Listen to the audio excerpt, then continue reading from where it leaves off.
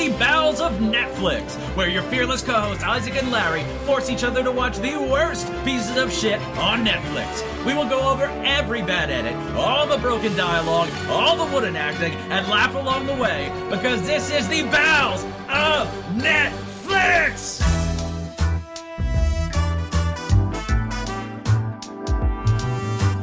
Alright, and welcome to the Bowels of Netflix. I'm Isaac, and with me as always is my fearless co-host Larry. How are you doing this week, Larry? So, it's a Sunday, and The Lord's Day.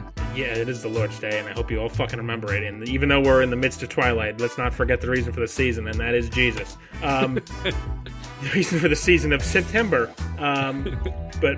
So, you know, it's been kind of a lazy day. I've been doing a little bit of packing, and the dog, all of a sudden, who had been lazily asleep on the couch, all of a sudden got up and, like, had a desperate need to go out. So it's like, yeah, okay, let's go out.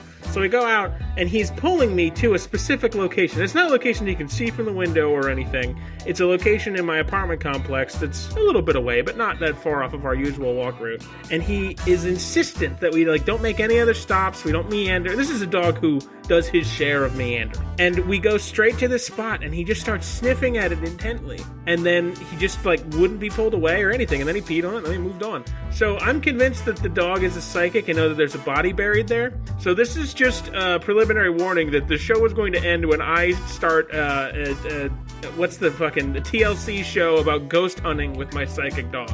So, accepting applications for my role as co-host now. It's a shit job, there's no benefits, and all it does is make you sad. So there you go. Jesus.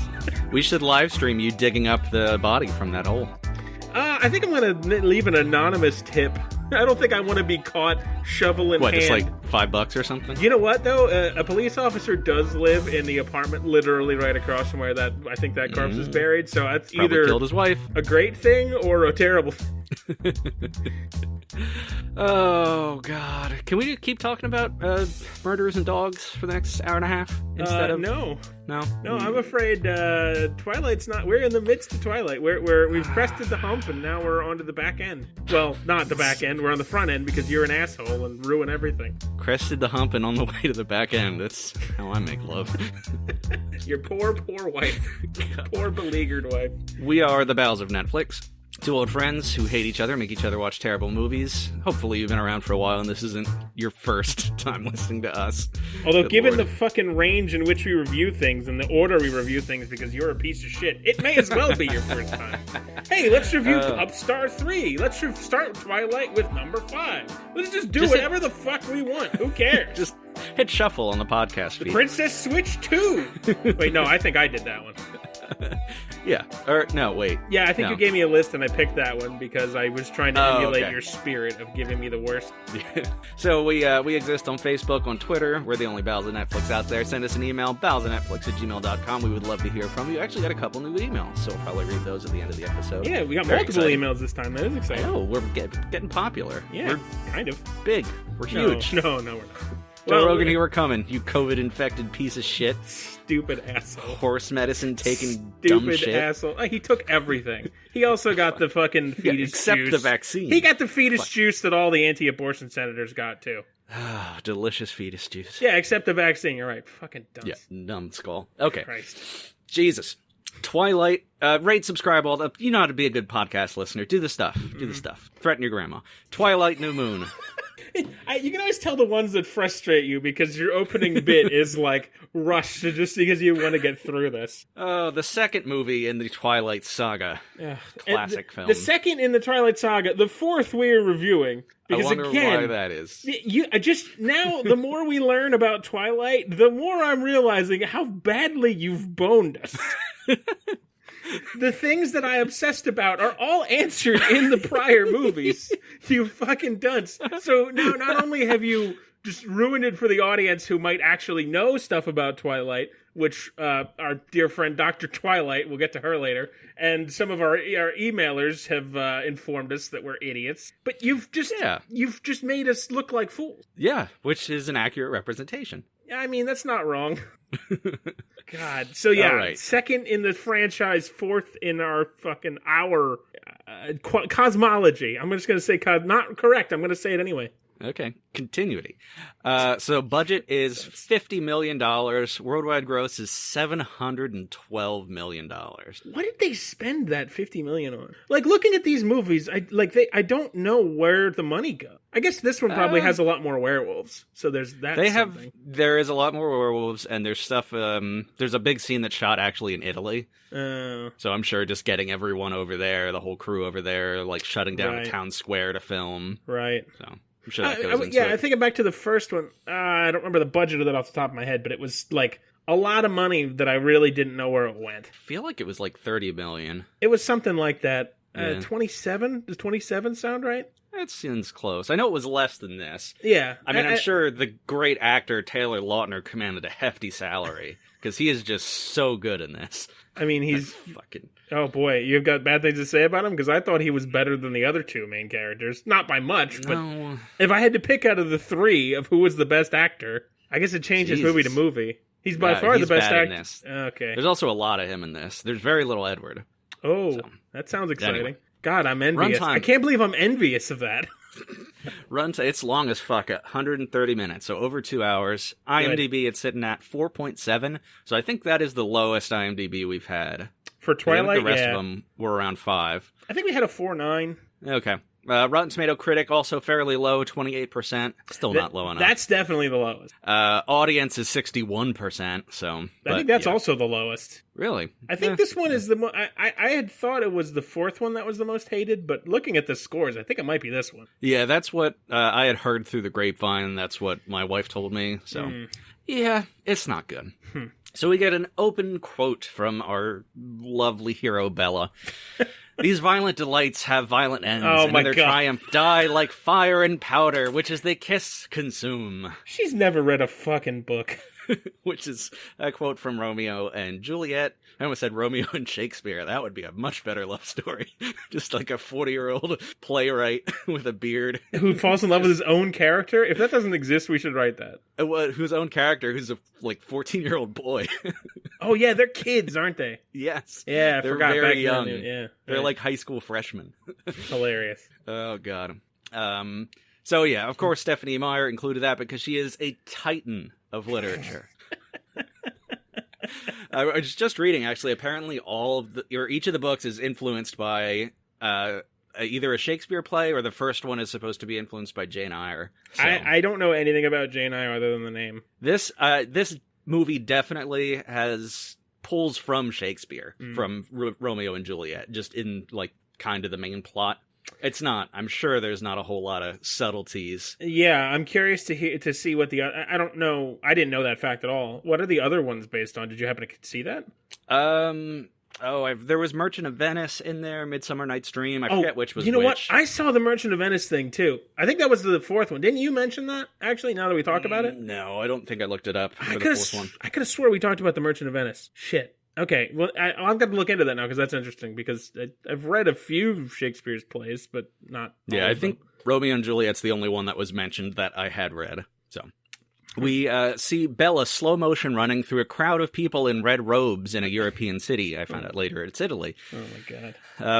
Italy's not a city, dear. Shut up. Well, I didn't know what country it was. Okay, that's what I meant. Whatever I know it's not. They use a king. What's that from?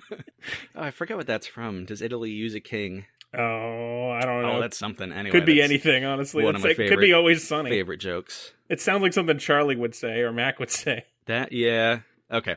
Anyway, so then it smash cuts from her running in the European city of Italy to running and emerging from a tree line into a field of flowers. This field of flowers. Okay, it's in every movie, apparently. Yeah, or at least the first three. So annoying. Comes up a lot in the next one. I read they had to physically, dig holes and put potted flowers in the holes and then cover them back up with grass and dirt, which I can't imagine. That's where the money went. Just imagine Steph Meyer standing there just off frame. She doesn't have her hand on her hips, but you can tell she's watching this like a hawk to make sure that her vision is being accurately portrayed into the silver screen. titan of literature. Titan of something. So I just wanted to pause here with the slow motion Bella running to discuss something known as the jiggle factor.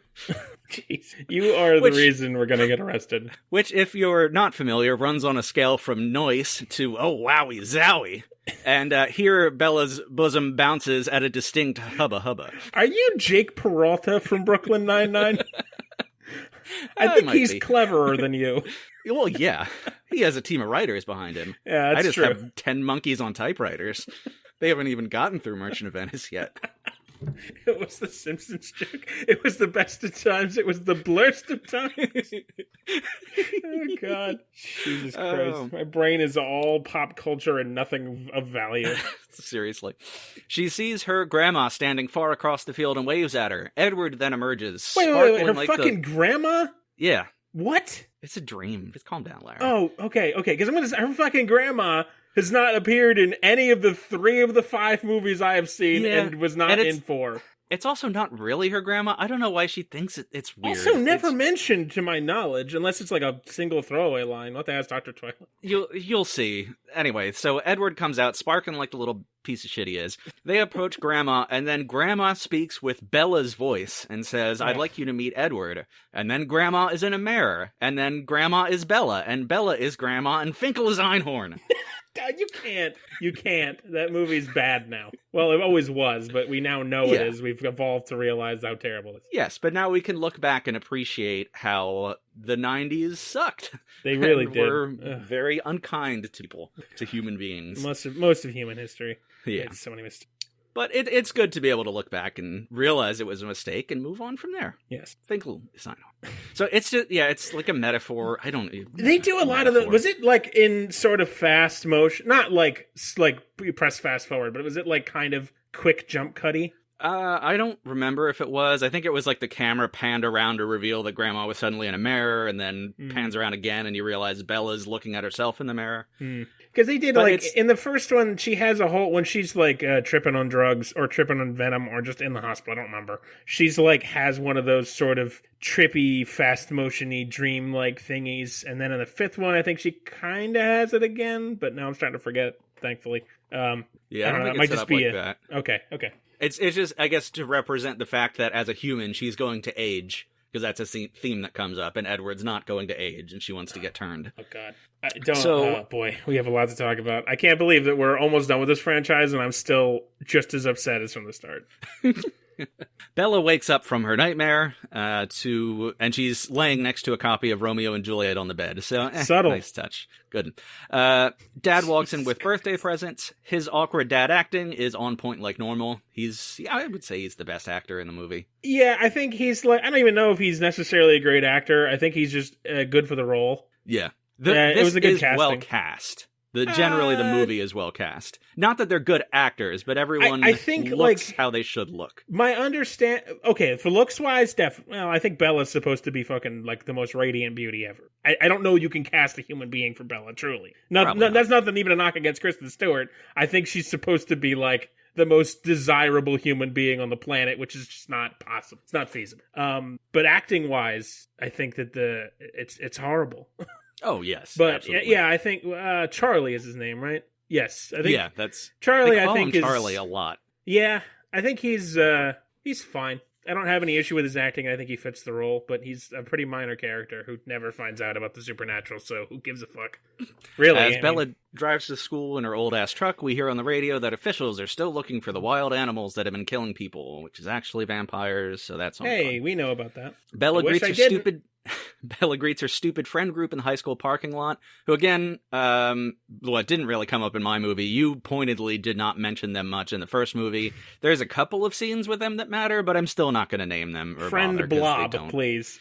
Friend Blob. There's scenes that actually matter with them? Yes. That's wild. Because the closest thing they do in the first movie that matters is almost kill her with a van. And that could have been anybody. The friends don't do anything that matter, but they're in scenes. Where consequential things happen. Okay, sure. So they'll get mentioned about a little bit. Greets her stupid friend group, and then Edward, slow motion, walks up over angsty pop punk music with a demure smile. Fucking time. Every fucking time. They share the most awkward kiss ever, where they're just like hungrily in each other's mouths. It's like, they're both very attractive people. I should be enjoying this, but it's gross. It feels weird. I've been having a lot of conversations about Twilight lately because it's fucking absorbed my life now. Have we talked about how they dated in real life? Because I didn't know that. I don't think we talked about it, but they did. Yeah, they did. For a little bit. I didn't know that. I wonder if they were at this point. And I know Lautner took a crack at the T-Swiss. Oh, really? Yeah. Took a crack. I love her. She's great. Yeah, she's all right. Okay. Then Jacob walks up, now all hunky but still with long hair. Okay, so he's got the long hair. Hunky is, because we never see him in anything but, like, dumpy 15-year-old clothes. Like, dumpy hand-me-down 15-year-old clothes in the first one. So he could have been hot underneath the clothes. He could have just been like, what's the movie where they have the makeover and turn the nerdy girl into the hot girl? Again, I'm using all of the John Hughes movies. Yeah, Eddie John Hughes movie. Thank you.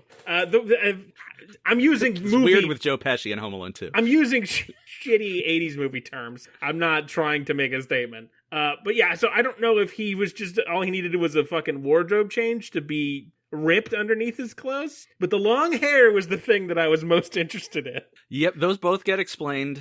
Okay. And kind of in the movie. But so the story reason for him to suddenly buff up is like he's turning into a werewolf, because I guess he didn't know he was going to be a werewolf, and he wasn't a werewolf in the first one. It's apparently a gene that only affects some of their population. I kind of got that in the third one a little tiny bit, so yeah, but it doesn't, they hint at it in the first one, but like he never really makes it obvious, so that, I guess that makes sense. I guess that was done correctly. Mm-hmm. So in the first movie, he's not a werewolf yet. He's supposed to be a skinny little guy, which is why Taylor Lautner was kind of a skinny little guy. Okay. And they thought they were going to have to recast the role because it needed to be a super buff dude. But Taylor Lautner hit the gym, put on 25 pounds of muscle. Boy, talk about well cast. God damn. They hit the fucking jackpot with that. Like, knowing what he looked like in the first movie to what they want him to look like, you're absolutely right. They hit the fucking actor jackpot. The man is a bucket of sex. We can't say it enough.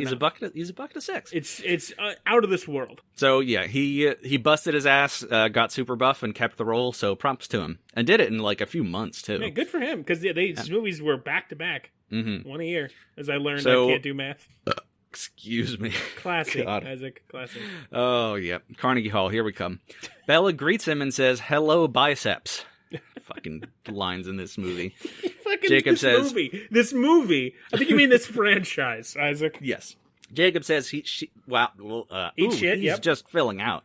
She asks why he's here and not at his own school on the Quillete. I forget how to. I think it's Quillete. Quillete. At the Quillete Reservation. He says he's buying a part for his quad motorcycle, something. I don't know. Motorcycle. So how is he buying a part in a high school parking lot? Wait, anyway, what? And why isn't he at his own fucking school? It's school time. It's 8 a.m. It's when school starts. Huh. What the hell? So stupid. They, like, have awkward friend flirting while Edward watches angstily in the distance. Just, like, in the background. It's really creepy. Oh, man. Weird. Just wait until we get to the third movie, man. Those two, oh my God. It's my most hated times is when Kristen Stewart and fucking Taylor Lautner are on screen together. Individually, they're, I think, both trash, but when they interact, man, it's rough. Oh, God. Really? And I think this scene where they're, like, awkwardly flirting and greeting each other and hello biceps is just the worst acting of the movie. Like this little part here. The three of them have no chemistry with each other at all. See, because of the three of them, my least favorite combination is Eddie and Jacob. Like the two of them trying to act together, I cannot stand. And they have an extended scene in the third movie where it's basically for the fate of Bella's fucking vagina. Let's not sugarcoat it. It's for the fate of Bella's vagina. And they have this extended scene about it, of just the two of them talking. And it is fucking torturous. So that's interesting that you think that Lautner and Stewart are the worst connection. Yeah, there was a little Jacob-Edward interaction, or a decent amount in 4. Mm-hmm. So I got to see some of that. But I don't know, maybe they got a little better as they aged. So far, the worst bit of acting I've seen in this entire franchise is still when Jacob and fucking Bella are driving somewhere in the 5th movie, and they're like, the script calls for small talk, and it's neither written well, acted well, And they seem to be terrified that, like, while that scene is happening with Lautner and Stewart trying to have small talk as fucking Bella and Wolf, that there's snipers off screen ready to kill them if they fucking emote too much. So they're also bad, but I really, yeah, we'll get to it. God, I hate All this right, so series. at school, it's Bella's birthday. Her dad gave her a present. It doesn't fucking matter. She's 18 now, so that snapper is fresh for the taking. Jesus, Future. Isaac, God damn it. God damn it. God damn you. Legally, it's true. God damn you. Okay, fresh for the requesting. God damn you. You could request a God vagina. damn you. What? What? Hello, ma'am. Might we have sex? What? Nope. He All right. says. Have a nice day. Have a nice day. Yep. All right. Why are you English in this fantasy? I wanted to be Do extra you try fancy. to pick up women as a very poor English accent? Yes, dressed in homeless person rags. That's how I spend my Saturdays in Philly. How often has that worked? Never. All right. Well, thank God for that. Yes. Okay, Jesus Christ. Future seeing vampire girl gives Bella a birthday present. Bella protests that I said no presents, you jerk. Future seeing girl says, I saw the future. I already know you love it. It's funny because it's vampire powers. Good old psychic. In class, Bella and Edward are watching an old version of Romeo and Juliet. Edward subtle. whispers that he's jealous of how easy it is for humans to commit suicide. And Bella says, why would you say that? Oh my God. Oh my God. I hate vampires so much. It's not just Twilight. All vampires are the worst. Damn it. He God damn Whisper explains that when he thought she might die in the last movie, he needed a plan, so he was going to go to Italy and provoke the Voltare, who would grant him his death. So mad. I'm so mad. I'm so mad already. God, that's so stupid. And the teacher notices Edward's not paying attention, so he pauses the movie, and he's like, Edward, could you perhaps repeat the last 4 lines of iambic pentameter, which I feel like that's not right. It might be because it's Shakespeare. I know his fucking sonnets are iambic pentameter, but I don't know if this part from fucking Romeo I don't and know Juliet if is. all of Romeo and Juliet is, but I do know that the most famous lines are, because that's how I learned about iambic pentameter. But soft what light through yonder window. Yes, that part definitely is. I don't know about the rest of it. So it's in Romeo and Juliet, if nothing else. Okay, so in my wooing of women on the street of Philadelphia, dressed as a homeless person speaking in a British accent, I need to do it in iambic pentameter. That's what I'm hearing. Yeah, that's the key. That's what you're missing. Okay, we're gonna work on that. And the teacher says, can you repeat the line? And because it's fucking Edward's 90th time through high school, he just knows it offhand and can repeat it. So stupid. Fucking dumbass. What a waste of immortality. So, back at the Cullen home, Edward explains the Voltare to Bella, and we see, while he's explaining, Arrow, whatever, Hey. ceremonially? I don't know if that's even a word, ripping the head off a vampire to kill them. So Our you good can, friend go and Arrow. request suicide. Oh, he does suicide on demand? Or I guess murder at that point. To some people. He's but, Dr. if a Kevorkian. vampire... Vamporkian. It Doctor, sounds like a rare ham sandwich. And for those of you who may have Vamporkian. forgotten who Otto is, he's this guy. That's the laugh, and of course, thank you. That's the laugh. God damn. The best thing in the whole franchise, maybe besides Spider Monkey. I'm not gonna say the whole thing because I want to every time I hear it. Much like Edward. Well, we're gonna sneak the laugh in somewhere else too. It's gonna be pretty great. Let me write down the time. Oh, good. Okay. So yeah, and it's Bella's 18th birthday party. Future Sane Girl has thrown a vampire party with all the Cullens for Bella. During the party, Bella goes to open a present and gets a paper cut on her finger.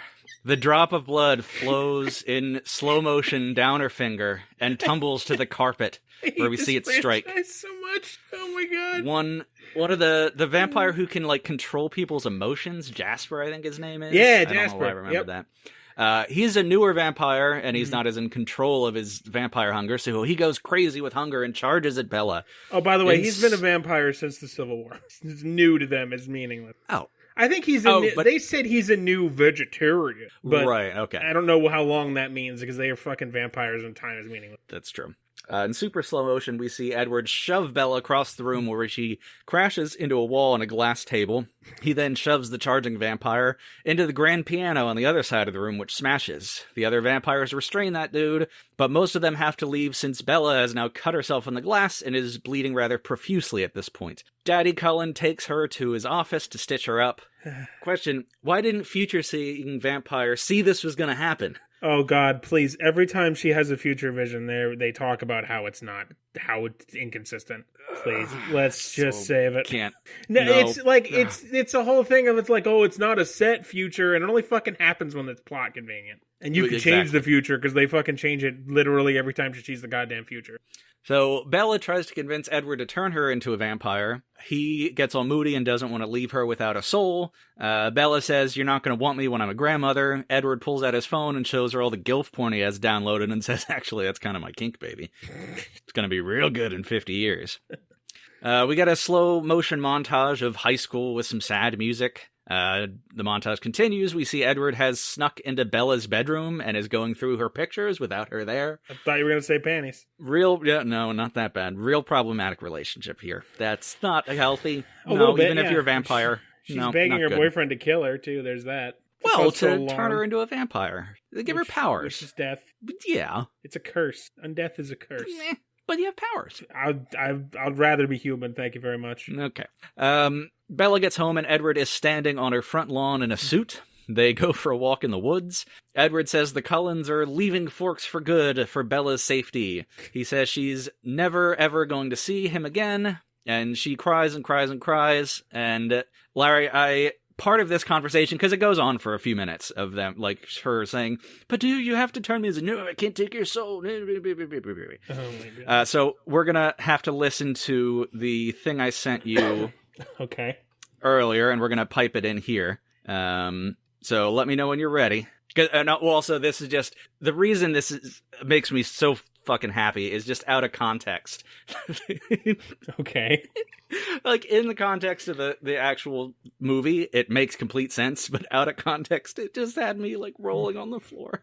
Oh my God. All right. Well, I'm ready. All right. Let's play in 3, 2, 1, play. I'm coming. Oh my God. Bella, I don't want you to come.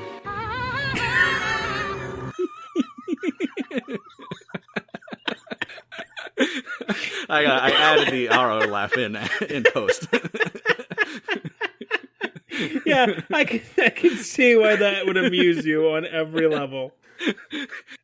I'm coming. Bella, I don't want you to come. Isaac, what I've realized now is that little clip is the plot of the first 3 movies. Oh my God. It comes up, the third movie, a lot of it is about how we're gonna get to fucking Bella without her having a horrible end of life. Oh geez, I thought there was a lot of it in the 4th movie. Yeah, it gets worse. Good God. Okay. So then he disappears, and we get a full minute of Bella sobbing in the woods. She eventually falls to the ground, passes out, curls up in a little ball, and apparently is out for hours and hours because the whole town is at Bella's house organizing a search party with her dad in charge of it. In the woods, we see a set of wolf eyes come out of the darkness, and then we see an unconscious Bella being carried by a shirtless man. We only see his torso, though. At Bella's house, the shirtless man emerges from the woods carrying Bella. Papa is super relieved, runs over and grabs her and says thank you. I don't know. If my daughter goes missing for a few hours and then a shirtless man from the town shows up carrying her from the woods, I'm gonna have a few fucking questions before I thank him. Yeah, I mean, I might have a couple follow-up questions like, where's your shirt, son? Seriously. God damn it. So it's, I forget if it's the werewolf pack leader. It's one of the werewolf guys. Anyway. Oh, God. Do we get a lot of werewolf stuff in this one, or is it mostly Jacob? Do we get a lot of the pack? Okay. I'll save my comments for later, then. We get a pretty cool shot here where the camera is revolving around Bella sitting in a chair with a blank expression because her life is meaningless without Edward, because feminism, yay. While outside the bay window, months pass by each time the camera goes around. So it's like October, November, December. You see trick-or-treaters and her dad raking leaves and snow. So I love shots like that. I think they're great. I mean, that's a cool shot, but the context. Yeah. God, I hate this franchise so much. It's fine to have relationships and romance be very important in your life. Sure. But they can't dominate your identity. You need an identity besides the person with your... She has no... Neither does Edward. Neither of them have any identity. Like, at least Jacob kind of does until the baby fucking thing, and then everything goes out the window, because that's just... There's so many layers of fucked up. But... And even most of the side characters don't have any identity. But spoiler for the next one, I still don't know who most of the Cullens are. Like, I could identify them by name, having seen them in 3 movies. Don't know why any of them matter, except for still basically, like, the same 2 and kind of Jasper. Yeah, it's not good. It's not good at all. How do you write such a beloved franchise with so many just blank rocks in a field? I think it was like referred to as Bella last time. It reminds me actually of, I forget the song title, but there's a Bo Burnham song about how every love song these days is made super generic, so every preteen girl can just put herself in those shoes and imagine they're singing about her. Right. And I think it's the same thing here, where love-lost teenagers don't want, someone who's, if Bella was super into whatever, croquet, and they hate croquet, it's like, oh, I can't relate to this fucking asshole. But isn't this the case of you go too far on the other extreme, where you make them such a blank slate that they're literally nothing? She's nothing. Oh, yeah. She is literally, Edward is no better. The only difference is he's nothing and a vampire. She's nothing and a human. But, I think they have nothing to offer to the audience. I think this kind of writing is really manipulative, where it's trying to, overtly put, especially young people, in the character shoes by keeping them really vague. Mm-hmm. So, that's the reason it's done. I think it's a shitty reason, and it doesn't make for good storytelling. Characters should be relatable, but relatable in ways that even if you can't relate to them. Right. I just don't... I don't identify with this at all. I mean, okay, obviously it's meant from a very different perspective. It's a different time of life. But even when I was younger, I don't know. I don't understand how you can have the whole franchise of nothing, of nobody has anything interesting about them. You have to manufacture it with the circumstances around them, but they themselves are all blank slates. When we're clinging to scraps oh, Charlie, okay, he's any other small town dad. The first, I didn't mention it, but one of my friends in the Discord, I don't remember who mentioned it, one of them even brought it up about how, he does the thing, when he first meets Edward, he does, the thing with the shotgun, where he's like, oh, let me go meet him, and then cocks a shotgun he was cleaning. Everybody's even him, the guy who we're yeah, he's okay. He's still just a generic small-town stereotype. It's not if I was listing favorite movie dads, fucking Charlie from Twilight's gonna make the top 50 list or anything, It's right, yeah. We're what we think is good are the stereotypes, which are just passable. Everything else is just nothing. There's nothing. That's how do you do this? I just don't get it. I don't get how it's no point in this franchise they ever caught on to that and made anybody interested. They needed to make the billions they made. Well, clearly we're idiots and they're doing something right, because I'm so poor, I need to move out of my apartment. Everything, I've done everything wrong. So during the montage continues beyond the spinning around shot. We see her, and then this is going to be a fucking theme of this fucking movie, composing an email to future seeing vampire chick about how much she misses the Cullens and Edward, and her life is awful because she's only defined by her romantic relationships. Bella, of course, does the voiceover of the email. At the end, we see an inbox full of undeliverable return to sender messages, and she's been writing an email every single day. Oh, man. But, God, I'd love to read every one of those emails and how they're the same. Just copy and paste in the middle paragraph. Of course, Bella is comforted by the fact that at least she can type these pointless emails out on her 13-inch MacBook Pro, available for only $13.99 at your local Apple store. Apple, the power of possible. And yes, I came up with that. Tim Cook, reach out to me. I'll be your new marketing guy. Now, is the model correct? Because isn't this movie 12 years old? I think they had the MacBook Pro for a while. I don't fucking know. I don't own any Apple products. I own a iPod Gen 2 that's so broken it only works if it's plugged into a specific cord. I don't know any other Apple products. Jeez. This is definitely a MacBook. I don't know if it's really 13 inches. I didn't get out the old ruler. Man, you got an eye for that sort of thing because I don't pay attention to any of that shit. I guarantee it's in every movie. Probably, yeah. I just don't pay attention to it. That's so interesting. Okay. I'm not looking for product placement, I guess. It just hits me in the face so much. Papa Bear says Bella's being a depressed twat and needs to go live with her mother down in Jacksonville. She says, I'm not leaving Forks. Forks is the greatest place in the world. But I'm going to go out on and everyone hates it. I'm going to go out on a girls' night with Anna Kendrick, and that'll make me not depressed. Oh, God. I can't think of anything that would make me more depressed. Universe Anna Kendrick. I'm sure the real one's fine or whatever. They go see a movie and they're coming out of the movie and Anna Kendrick's I hated her dialogue. She's like complaining about the movie in like a smarmy teenager way that I loathed, and I hated it so much I couldn't bear to fucking write it out. But it's awful. When I asked Dr. Twilight about the Friends group, if they mattered, she did say to keep an eye out on Anna Kendrick because her dialogue is the worst. So that does fit. Oh, that does fit. I've never wanted to choke a person to death so much. Now, are you just insulted because she's doing what we do, just very poorly? And for much more money? This is true. Now, is it a real movie? Did they like go to see like The Martian or something? They see Twilight. God, that would be meta. I'm sure they would have nothing but kind things to say about it. Okay, so they're walking down the street. Fucking Anna Kendrick's pontificating about the fucking movie like a monster. Bella sees the biker gang that harassed her in the first movie that Edward had to save her from. Yeah. She like sees them and notices them and is like, uh-oh. And then she sees a ghost visage of Edward that shows up and says, walk away, Bella. Everything the light touches is our kingdom, Simba. And like when they were breaking up, he made her promise not to do anything reckless for the sake of her dad, I guess. Sorry. I just have to groan sometimes. Now that she's in a dangerous situation, Ghost Edward shows up and she's like, and then he like disappears right away. And then she goes over to the bikers and like says hi to one of them. And Edward pops up again, is like, don't do this. You promised. And then she says, I lied. And then the biker is like, what? Did you say something? Whatever, get on the old hog and we'll go for a spin. And she climbs on the back of the bike and he races down the street and it's super dangerous.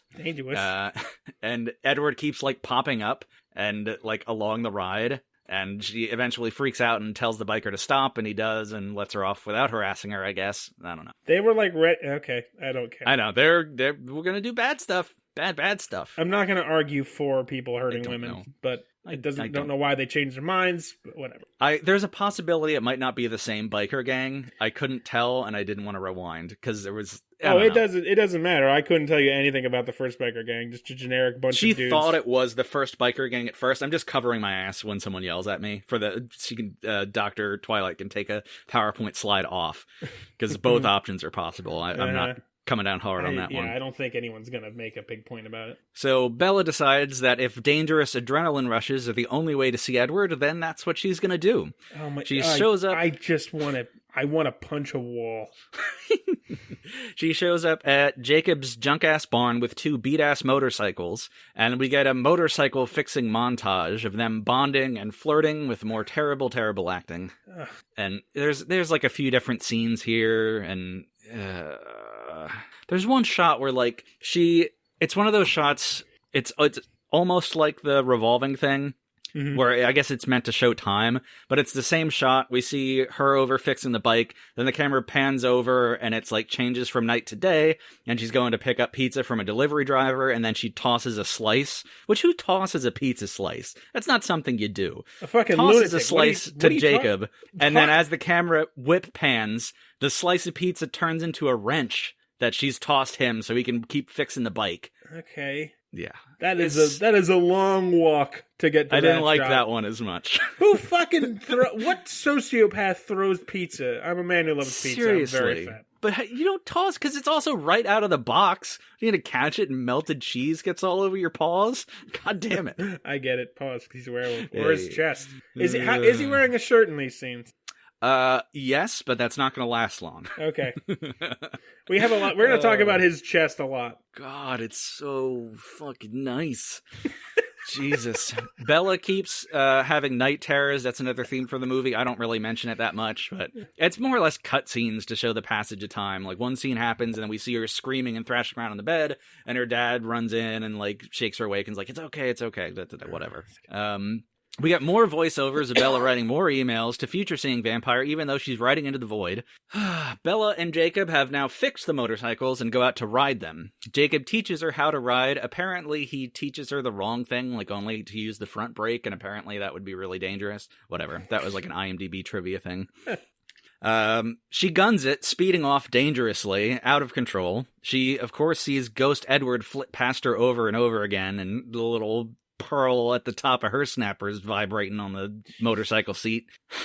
Wow, that is just horrible. She crashes her bike and smacks into a rock. Jacob hurries over and sees that she's bleeding from a head wound. He dramatically, with an upward camera angle making him look like a fucking superhero, rips his shirt off and uses it to stop up the blood, revealing his ridiculously chiseled physique that I would gladly cover in maple syrup and lick clean. I mean, you know. That's pretty much the last time he wears a shirt in the movie. Okay. I don't Here think and he there. wears a shirt in the third movie. I don't think at all. It's fucking so...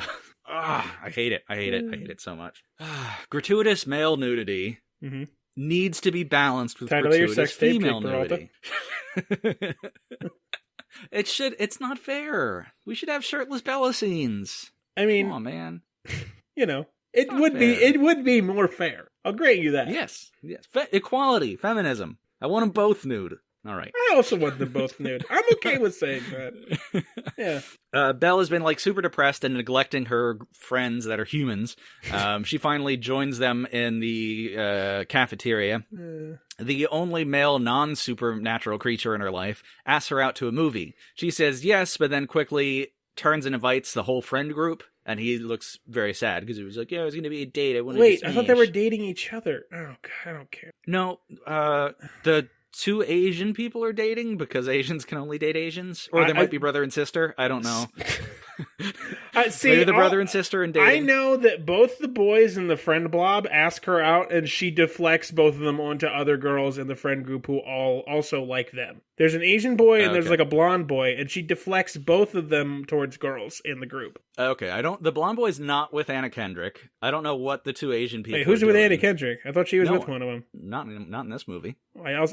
This is from my very poor memory, and I also don't care. I thought I knew something. No, in the first movie, she absolutely deflects them off. But is there three boys in the group? Huh? What? Is there three boys in the group? No.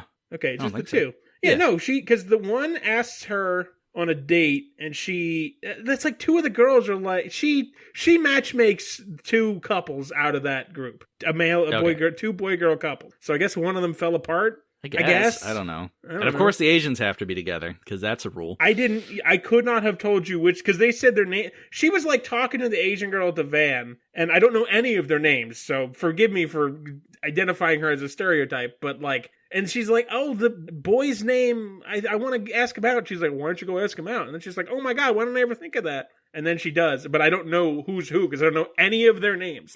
Well, truly, I don't know any of the friend group's name. Like, I'm not being funny. I did not absorb any of that because it don't matter. Well, he's single and he wants to smash the what's her face, Bella. Yeah. Okay. So and then the night of the movie, like the two Asians and Anna Kendrick for some reason can't show up. So it's only Milquetoast Dude and Jacob who show up to go to the movie. Wait, I think there was a black boy too, because he almost hits her with the van. I don't think so. Again, I'm just trying to remember the first movie. Are you thinking of the vampire with dreadlocks? No, that's Laurent. Okay. He's one of the villains, and then he's not. Yeah. Okay. Anyway, so it's Jesus Christ. It's super awkward, and we see there's like this shot where Bella's sitting in between the two dudes. Her hands are in her lap. This annoyed me so much. And then each of their hands are on the armrests, like palms up, like almost inviting her to hold their hands. And there's just this shot that, like, pans, like, it starts in, like, Bella's hands, pans over to Jacob's empty hand, pans back across Bella's hands, pans over to Milquetoast Boy's empty hands. It's so Jacob's there, obnoxious. too. I missed that. Yes, Jacob. Jacob and Milquetoast Boy are the only ones there, and it's a weird love triangle. Why does everyone like her? She's the most radiant Truly, creature. what does she bring to the table? Like, I want a Twilight fan to email in, and I'm willing to listen to this with an open mind. I want a Twilight fan to tell me why anyone likes Bella, as I truly don't understand. She's the best. But why? She's better than all the rest. I understand that, but I require context. You haven't met her yet. Once you meet her, you'll love her. I guess I'm just an Edward looking for my Bella, or a Jacob looking for my baby. I guess whichever one fits. God. Oh, Jesus. This franchise is such a piece of shit. God damn it. So it's an action movie. And Milquetoast Dude didn't really want to see the action movie, but for some reason it happened. He doesn't like action movies. While we're like watching their hands and shit, we get a Wilhelm scream as part of the action movie, so that's always nice to get a little bit of that. Milquetoast Dude gets overwhelmed by the violence and runs out of the theater to the bathroom to throw up. Bella and Jacob leave after him, see him running into the bathroom, and this we get. I guess it's not as bad as your spider monkey line, but definitely the worst line of this movie. Uh-huh. Jacob is walking along with Bella and says, "What a marshmallow. You should hold out for someone with a stronger stomach. Someone who laughs at the gore that makes weaker men vomit." Jesus Christ. Wow. Stupid. It's so Congratulations. That is a whopper. Also, what a marshmallow. Is that a thing? Steph I Meyer get what he means, but Steph Meyer has never had a conversation with another human being unless she was talking specifically about her own. She's a robot. She honestly is a Mormon robot. That is. How do you write this many bad lines of dialogue? God damn it! This is the skin of a killer, Bella. She might have those like magnets on the fridge that are individual words that you can just rearrange. She bought an adult pack, but one of her children has like one of the kids ones up there. She's like, marshmallow, I can use that. Yeah, all right. Hold on tight. Also, that's just dark. Someone who laughs at the gore that makes weaker men vomit. Yeah, like, what the fuck is that? What kind of courtship line is that? Like, also, you laugh at gore? Like, I don't mind seeing gore in movies. I'm not a huge fan, but I'm a little grossed out, but it doesn't bother me, but I also don't think it's funny. I mean, I think lots of people do find that funny. It depends. Like, when, in Pulp Fiction, when fucking Vincent Vega shoots Marvin in the back of the head, like, that's just hilarious, how that scene plays out. But, like... It's pretty good. Yeah, if it's... I don't know. It's an awkward line, for sure. The first 10 minutes of fucking Gangs in New York, I'm not sitting there chuckling at the battle where everyone's horribly, horribly killed. Right. It's... Jacob, you weirdo. So Jacob and Bella are walking along. Jacob tries to hold Bella's hand, but she gets all weird and tells him she doesn't want his wolfie dick and to cram his sausage back in his slacks because her snapper only calls for one. It's true, though. I'm not wrong. Anyway, they have a heart-to-heart, and he promises that he'll never let her down and he'll never hurt her. She gets kind of teary-eyed and leans her head on his shoulder. Immediately, Milquetoast Dude pops up looking very sickly and says, "I think I should go home." Jacob suddenly gets Thanks aggressive. for coming, dude. He gets really aggressive out of nowhere to Milquetoast Dude. I forget the line, but like he says, I don't know. He was trying to defend himself. Milquetoast guy says, I was feeling kind of sick before the movie, and Jacob like gets up and like shoves him in the chest and says, "If you're feeling sick, maybe you should go to a hospital." And it's just out of nowhere, really weird. Bella grabs his hand and he's says, so full of wolf testosterone, he doesn't know what to do with it all. Seriously, she grabs his hand. Probably it. She grabs his hand and says, You're burning up. Are you okay?" Jacob says, "I don't know what's happening to me," and he runs off. Now we see a few scenes where Bella leaves multiple messages for Jacob on his answering machine or whatever. I guess he has a cell phone. Finally, I guess she goes to his house, and she gets out of the truck in the rain, and he's walking shirtless past his house toward the woods in the rain. All of Forks looks exactly the same except for the Cullen house, so truly it could be anywhere. Yeah, this is true.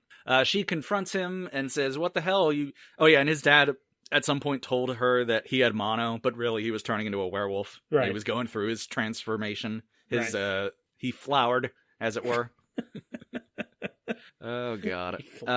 So he reveals that he knows the Cullens are vampires, and Bella's like, what are you talking about? And she's like, oh, bullshit, those blood-sucking assholes. And then, like, immediately the last scene, he had told her, I'll never let you down, I'll never hurt you. And then he says, we can't be friends, I'm super dangerous, I'm bad now, so I'm breaking my promise, and I'm hurting you, bye.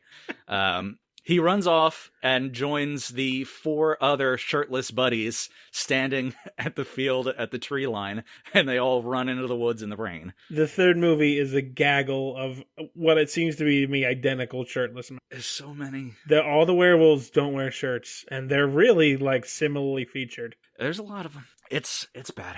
So Bella is heartbroken all over again. We get another voiceover of an unread email to Future Seeing Vampire where she, she's doing the voiceover while she walks in the woods all sullen and sad. I cannot wait until Psychic Colin tells us later in the movie, I read all your emails. I can't wait. God. I can't wait. Oh, God. Can't wait. God. No, it's coming. Suddenly, I guess Lawrence, the vampire with dreadlocks. Laurent.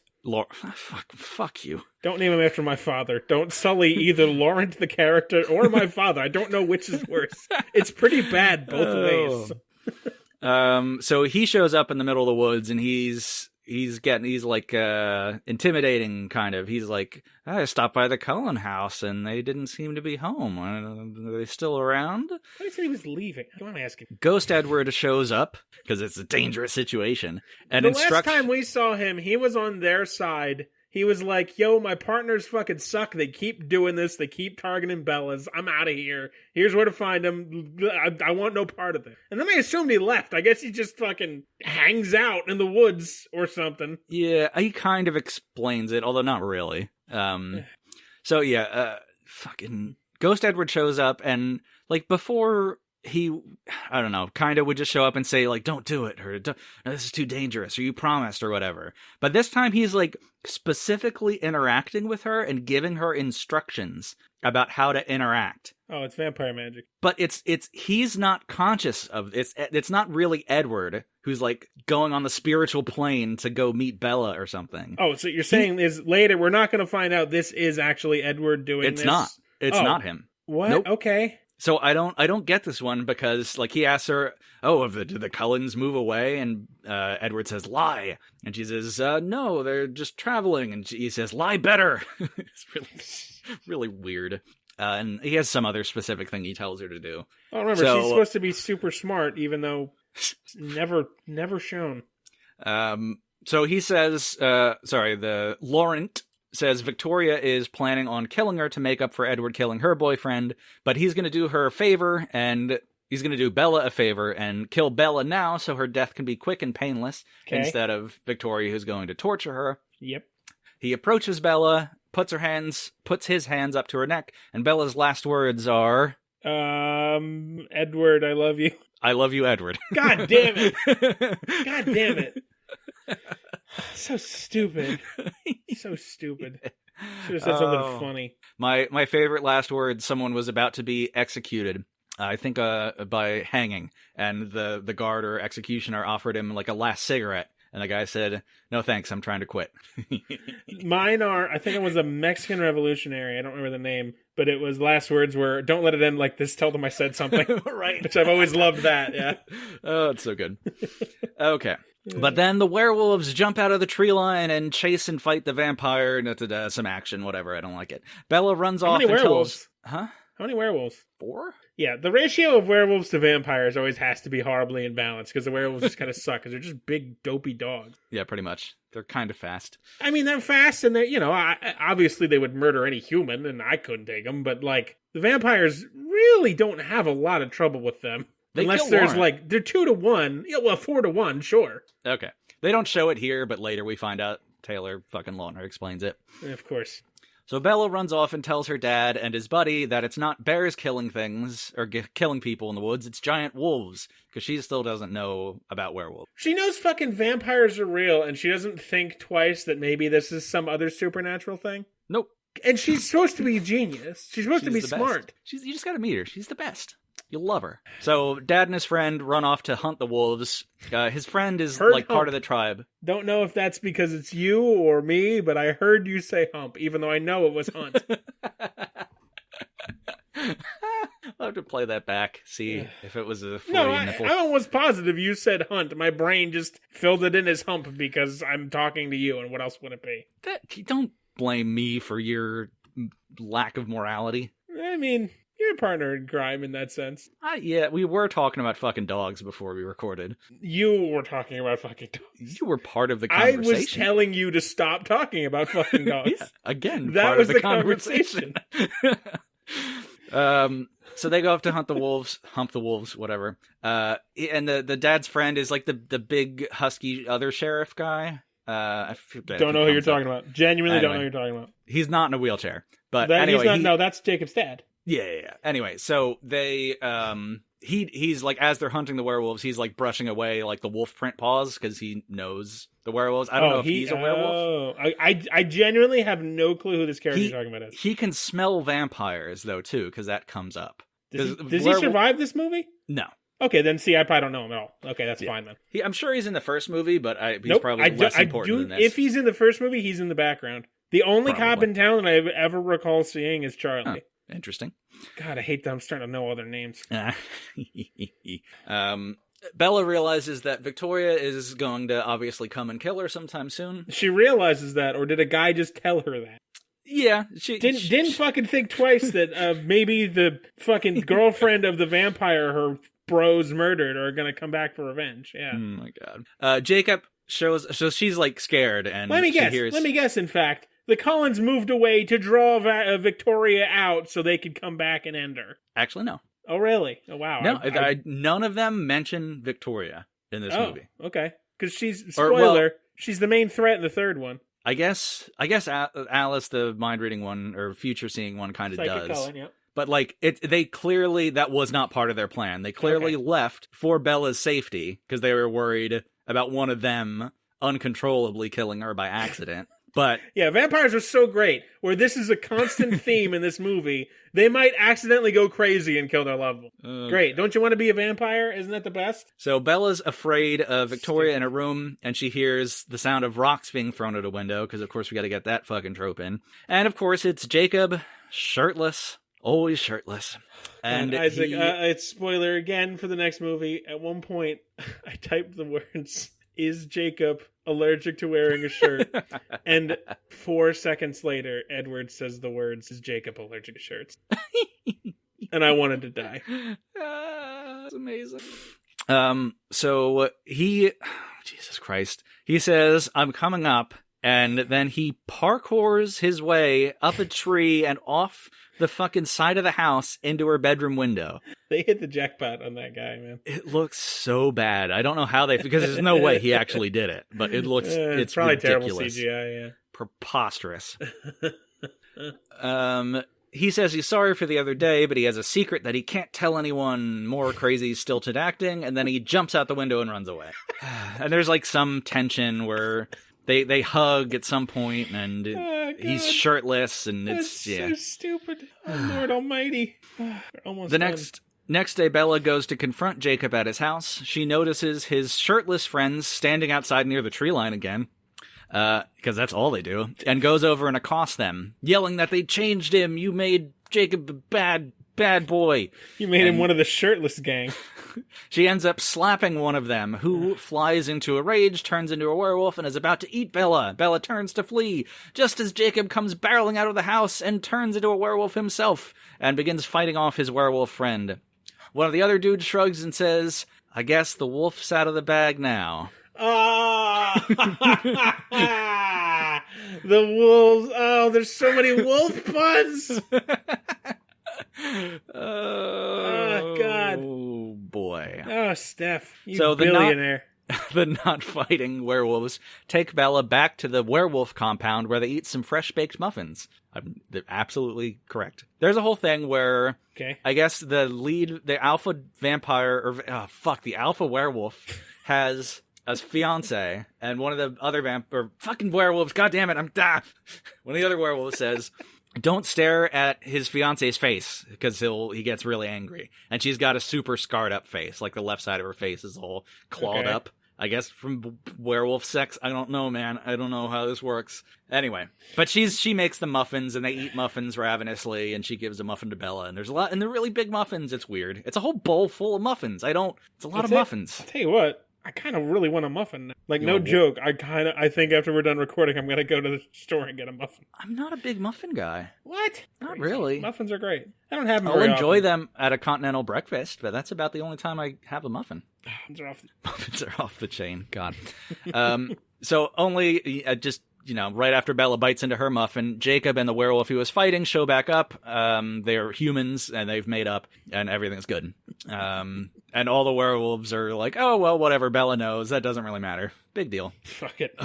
Jacob goes for a walk with Bella and tells her that werewolves don't eat people. They only eat vampires to protect people. He says they killed the dude with dreads, but Victoria... Wait. I know that this is probably just rambling, but do they actually say they eat vampires? I guess probably not eat. Okay, I kind of figured that you were just... I'm so fucking caught up in the gears of Twilight now that I'm still trying to figure out how everything works, so I do want to make sure I clarify that. Yeah, he probably says kill instead of eat. Okay. I just wanted to be... Because if you said eat, it wouldn't shock me. I would just have 55 minutes worth of ranting to. That's all. They only eat muffins. Giant bowls of muffins. Fuck, man. I would kill the shit out of a bowl of muffins right now. I gotta stop talking about muffins. Keep talking about I'm going to get... It's happening. Once we're done recording, this is a promise from me to you. I am going to get muffins. So... he says Victoria keeps showing up, and they chase her all the way back to the Canadian border, but they don't know what she's after. Bella very dramatically says... That fucking werewolf passports left under my other fur. Bella dramatically says, I do. It's me. Dun dun dun.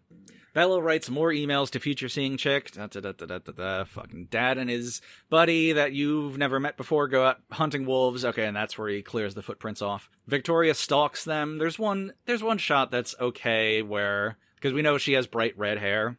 Yeah, okay. I don't remember, but sure. And the werewolf buddy is like looking around, and then way in the background up in the trees we just see this little tiny flash of red hair. We can't really make it out, but we can tell it's her up there. And then the camera like pans across his face, and he does like a sniff, like, oh, I can werewolf smell there's a vampire nearby. Okay. And it pans across his face, and then she's gone. I see. So that's a good like horror movie type shot. Sure, to show he's a werewolf. Credit for that. Fine, whatever. Like at $70 million, hopefully they learned something about fucking some kind of goddamn camera. So Victoria's stalking them while they're on their wolf hunt. She drops down silently behind Bella's dad and is about to eat him. But Buddy Wolf, who's, werewolf guy, I guess, aims his gun at her. She runs over, grabs him by the neck and pulls him off the ground. But actual werewolves in werewolf form attack her and begin chasing her away. So where's the dad in all this? He suddenly turns deaf and is about 20 feet ahead of them and doesn't see any of it. Because until the fifth movie, he is blissfully unaware of the supernatural. Yep, he has no idea. Stupid, no idiotic. Nope. The buddy has a heart attack and dies. Here's a question. Oh, really? Oh, who cares? Here's a question. Why has Victoria not just come in and snapped Bella and her dad's neck? I guess the werewolves keep chasing her off. But, they can't just fucking run down the middle of Forks Street, which I'm assuming is the name of the street, the only street in Forks. They can't just do that with being gigantic. I don't know if we've ever really mentioned it. The werewolves in Twilight are just regular wolves, but fucking massive. Right. If you're familiar at all with Dungeons and Dragons, they're dire wolves, just without the spikes. They're just gigantic assholes. It's not like they can just run down Main Street. Victoria can do whatever she wants. She's, for all intents and purposes, a human with stupid, idiotic powers that are somehow weaker than a human if you really think about it, except in Twilight where they're immune to everything. Why has she not just gone in? It's super fast and snapped their necks. The Cullens are gone, and apparently I had assumed that when you said they left, my whole thought was, okay, well, they're fucking in a cave in a Saddam Hussein bunker 5 feet on the outside of Forks, and they are just waiting to draw her out. But, you don't need to be invited in, which is usually how you stop vampires from snapping people's necks. So, fucking... Why? What are you talking about? I think your problem is you're looking for logic in this movie. Hey, Victoria, get on a fucking bus. Get on a Greyhound bus. Oh, God. Oh, my Lord. Oh, it's so stupid. So I hope someone tells me how wrong I am, but I can't fathom how she has not murdered her. So while all this is going on, Bella, desperate to get a glimpse of Ghost Edward again, decides to go cliff diving. There is a scene earlier in the movie where some of the other werewolves were jumping off the cliff, and Jacob tells Bella about it. I don't know, it's stupid. So she goes back to this cliff. Okay. Ghost Edward, shows up and tells her not to, but she's so happy to see him, so she's got to do the dangerous thing. Right. So she takes off her jacket, she takes off her bracelets, and I start to get a little excited here. But then stupid Bella jumps into the ocean fully clothed. Yeah. Idiot. That's how you drown. Yeah, anyway. That's how you drown, Larry. God damn it. But she's so smart, and I just don't know her or some stupid shit. Get those bubbies out before you jump. Oh, you just want to see her naked. Okay. Well, yeah. Right. You're sorry, surprised? I forgot who I was talking to first. She's 18 now. Okay, God. The werewolf Victoria chase ends nearby, I guess at the next cliff over, where Victoria escapes by also jumping into the ocean. Bella swims up to the surface and grabs his breath, but a giant wave knocks her back down because, of course, there's a storm going on. For fuck's sake. In the distance, underwater, we see Victoria's red hair approaching out of the darkness. We get slow motion. Yeah, Bella gets another wave that knocks her head into the side of the cliff wall. So now she's unconscious, underwater. And we get a weird slow motion underwater shot of Bella and Edward floating next to each other. Like, Edward's upside down compared to Bella, and their heads are next to each other. And it's supposed to be very dramatic. It goes on for like 30 seconds and just like zooms in while music plays. And then a giant arm... Nothing. The character is nothing. Giant arm reaches into the water and yoinks her away. Is it Victoria? No, it's Jacob, who drags her to the beach and then takes her home. And Victoria just fucks off. I don't know. I think that's the last we hear from her until movie 3. Wait, are you serious? Yep. Oh, man, I was really hoping you were going to explain a lot of the build-up for her in movie 3. Nope. Oh, fuck. Well... I'm gonna have to rewatch the beginning of my fucking movie for a third time. Oh god! Because I don't. Oh boy, I really was cavalier thinking all that was gonna get explained. Yeah, you. Do they go to Seattle you fool. in this movie? Wow. Do they talk about Seattle? Does Seattle have anything to do with New Moon? No. God damn it! I gotta go pay more attention. Fuck, this is the worst. What? This is the worst day of my life. Jesus. Oh. At home, no, there's this whole thing where Jacob drives Bella home. It's completely dark now. I guess it was a long drive. Fuck. And he smells vampire. And he's like, oh my god, Victoria's around, but I'm not allowed to hunt here, because technically it's the Cullen land, even though the Cullen went away. I don't know. I don't get it. Whatever. Fuck it. Yeah, there's a lot of that. He says, I can't defend you. We have to leave, and Bella says, and then she sees Carlisle, Papa Cullen's car. Yeah. And he's like, oh my god, the Cullens are back, or Edward's here, and I got a booty call, even though I can't until I get married. Just the thought of the Cullens are back. You ever see an old show called The Beverly Hillbillies? Not really, but I know a bit about it. Kids, that's a show from a long time ago where fucking a bunch of hillbillies strike oil and become massively wealthy and decide to move to California. I don't remember where. California is the place you want to be. Beverly Hills, thank you. Yeah. I was playing the song in my head and I hadn't got to that line yet, even though it's in the name of it. They're called the Beverly Hillbillies, Larry. Listen, I love this song and I was going through that and I could not think of anything else. Wow. But yeah, they when they leave their little shack in the middle of nowhere to go to Beverly Hills, it's just this like truck, much like Bella's truck, ironically enough, just laden down with shit. And the grandmother on top of it in a rocking chair. Right. I've seen that. Because she refused to leave the house, so they just strap her to the roof like a bunch of sociopaths. And that's when you say the Cullens come back. That's just what I imagine is the fucking Beverly Hillbillies rolling up. God, Jesus. I want to die. So, fuck. Just want to die. So, and Jacob says, no, it's a trick. It's Victoria. She's going to get you. And it builds up all this tension. And she's like, no, I have to see who it is. And Jacob says, I can't defend you here. Da, da, da. She runs into the house. So in classic Bella fashion, she just jumps out of a moving car because that's what she'd fucking do. Pretty close to it. And just goes into the house, fully knowing it could be a trap. And it's dark and she turns on the light. And then future seeing vampire just pops up out of nowhere and has been waiting for Bella. So it's kind of like a jump scare or a false jump scare. Christ. She says says she saw a vision of Bella jumping off a cliff and thought she had killed herself. Jacob then shows up. I couldn't get that look. Jacob shows up, and the vampire and him argue, and she figures out that she can't see Bella's future when the mangy werewolves are around. Future-seeing vampire steps outside. What? Bella and Jacob... Yeah, I don't... What are you fucking talking about? Their werewolf juice makes the future fuzzy. Just for Psychic Cullen entirely, or just about Bella? I don't know. Why don't you know? I don't know. I need to jot this down to ask Dr. Twilight. Because what are you fucking talking about, you rube? It's not explained. She's just like, hey, you mangy wolves block up my jam. Jam, I'm in a clam jam. I don't know what that's from. It's from something I don't know. Oh, jeez. So, yeah, future vampire steps outside to give Bella and Jacob a moment alone. Just furthering the hillbilly fight. Now, because I'm picturing them as the Beverly Hillbillies, in my head, Alice now speaks like Yosemite Sam. You rackin' frackin' varmint blocking up my psychic powers, bang bang, shooting to his feet with pistols. Oh, See, God, you could rewrite Twilight and just make them ridiculous. That'd be good.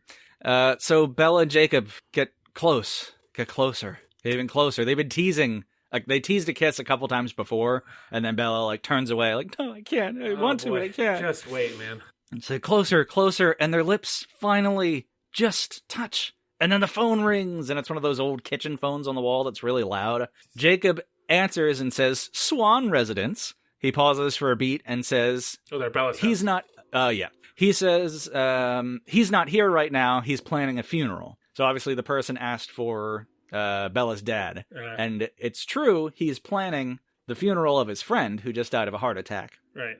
So he's not lying, but it's Edward who's calling, who just had... Because future vampire didn't tell Edward that she saw the vision that Bella killed herself, but apparently she told someone else who then told Edward. So Edward now... What?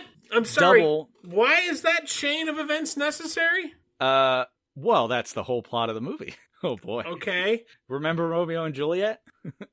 So in Romeo and Juliet, for those of you who aren't aware, and I guess if you don't want Romeo and Juliet spoilers, that feels so weird to say. Skip ahead maybe 2 minutes. 500-year-old play. Yeah, but I mean, I guess spoilers for Romeo and Juliet. So it actually has been a little bit since I've read it, so correct me if I'm wrong. I believe first it is Juliet fakes her own death for some reason, and then Romeo does not realize she's faking and kills himself, like, on top of her, basically. And she comes out of the reverie, sees that he's killed himself, and then kills herself. Exactly. And for those of you who aren't familiar with Romeo and Juliet, if you haven't got to that unit in your English class yet, stop listening to this podcast. Come back when you're older. We are adults and we talk like ways humans shouldn't talk to children. But they're star-crossed lovers, so they're from families that are feuding and they're not supposed to be in love, but they are. Which I guess that is the Bella and Edward story. Technically, because humans and vampires have incompatible genitalia, basically. I mean, that really is what it boils down to. Edward is convinced Bella's dead because he saw the vision and she's like, oh my god, she's dead, I have to check. And then he hears her dad's planning a funeral, so that convinces him. We see him, like, in his distant, wherever the fuck he's staying, crush his cell phone with his hand. He's so angry. And that, of course, means that no one else can call him and be like, wait, no, fam, Bella's alive. I am so happy I didn't have to watch this. Just hearing this description, I want to smash my laptop with a hammer.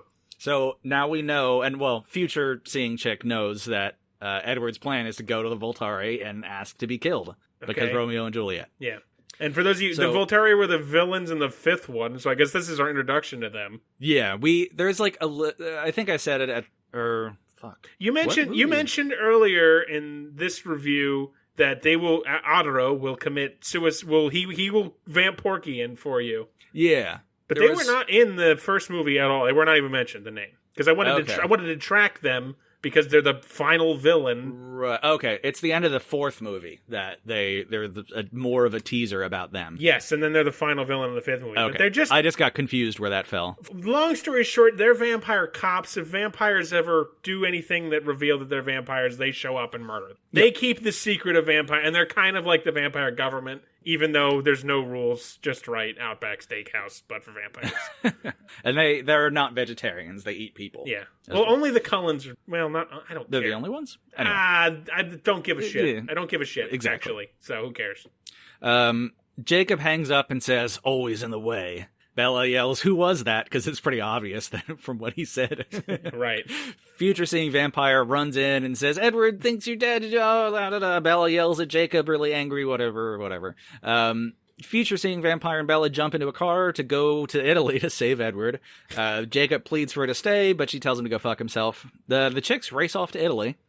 There's a lot of like extended travel that just gets kind of glossed over. Like they drive from Washington to New Mexico in like a single 5-second scene. Right. But that's not important. Who wants to see them in the fucking car? So I don't care. There was a trivia, like a goof listed on IMDb that I almost put in here, but I'm going to mention it now because I think they're actually wrong. Because the plane they show, because they have like a cutscene of a plane, it's Virgin American Airlines, which the pretentious fucking twat on IMDb was like, if you're going to Italy, you have to take Virgin Atlantic because Virgin American doesn't go to Europe. Me. Which I was all ready to be like, oh yeah, they fucked that up. But they're in fucking Washington. So Washington doesn't have direct flights to Italy. I'm sure they're flying into New York or Atlanta and then proceeding to Italy. So it would make sense that they would be on a Virgin American flight. So shut up, you pompous IMDb jerk. Yeah, that is some levels of depth that I only go to try and catch Robert Vincent lies. I'm not really, I don't really give a shit about fucking the right flight in Twilight. Too many other things to care about. We see Edward going up to Aro and his like two sidekicks at their big like throne thing. And Aro says, sorry, Edward, you're too valuable and powerful to kill, so we're not going to suicide you. Okay. And Edward says, well, I know what I must do then. And Aro shakes his head and says, what a shame, such a waste. Oh. Main villain. This guy. Main villain somehow. Future chick sees this as they race down Italian roads in a stolen sports car. She also sees that Edward plans to reveal himself to a bunch of humans in the town square at exactly noon for maximum sparkliness. God damn it. Fuck. She seriously says when the sun's at its highest. Of course. So it's for the sparkles. It is for this. Which, revealing himself to public, will force the Voltari to kill him. Yeah, so even though they won't suicide him, that's his way around it. Right. We see the opening shot of the movie again, where Bella's running in slow motion, jiggle, jiggle, jiggle, down the street through a bunch of people in red robes. Horrible. What they purposefully, I'm sure they designed it. They factored in the jiggliness. It was intentional. Yeah, I am. It was. No, I'm actually sure of that, but Yeah.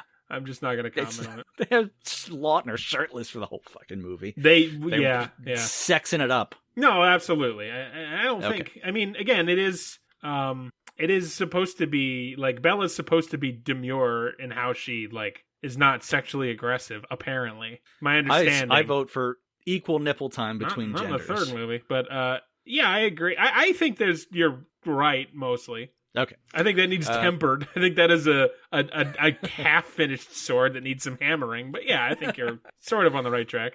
We see tons of there's so much slow motion in this movie. I've mentioned it a couple of times, but tons of it. And it looks good. Like, the camera work's nice, and some of it, like, it makes sense, but there's just way too much of it. So its effectiveness just gets torpedoed by itself. It's a powerful tool that's very easy to overuse, in my experience. Very much so.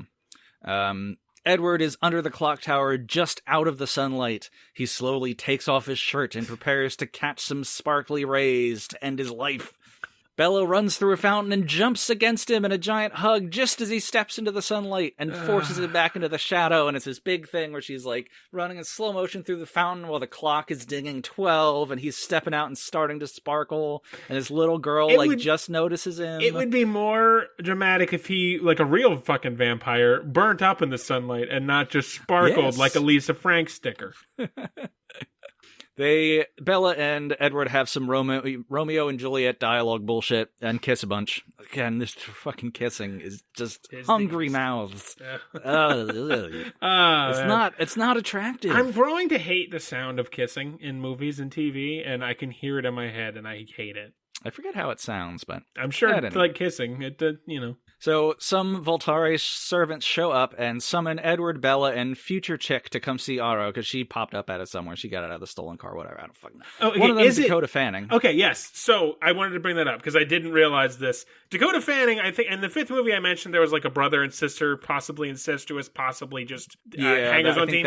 That is Dakota Fanning. I didn't put that together. I knew Dakota Fanning was in it, but I couldn't pick her out of a lineup because I'm me and I don't know these things. And then eventually I realized, oh, that is Dakota, because she's a pretty large role in the third movie. So Dakota Fanning is the evil sister, not a sister apparently, who has like telekinesis. So she can like manipulate things with her mind and like move things with her mind. Yes. Yeah, we'll see that in a little bit as well. And she's one of the Volturi. But I wanted to put that together. Yeah, she, in the fifth movie, she's I kept saying incestuous sister because I had Game of Thrones on the brain. Because she's a blonde with a brother who I thought was a brother, who apparently he's just a guy. I don't know who he is. And I think we'll never know now at this point because he's not in the third movie that I'm aware of. And he's not in this movie unless you're about to bring him up. So there's a vampire who has smoke powers.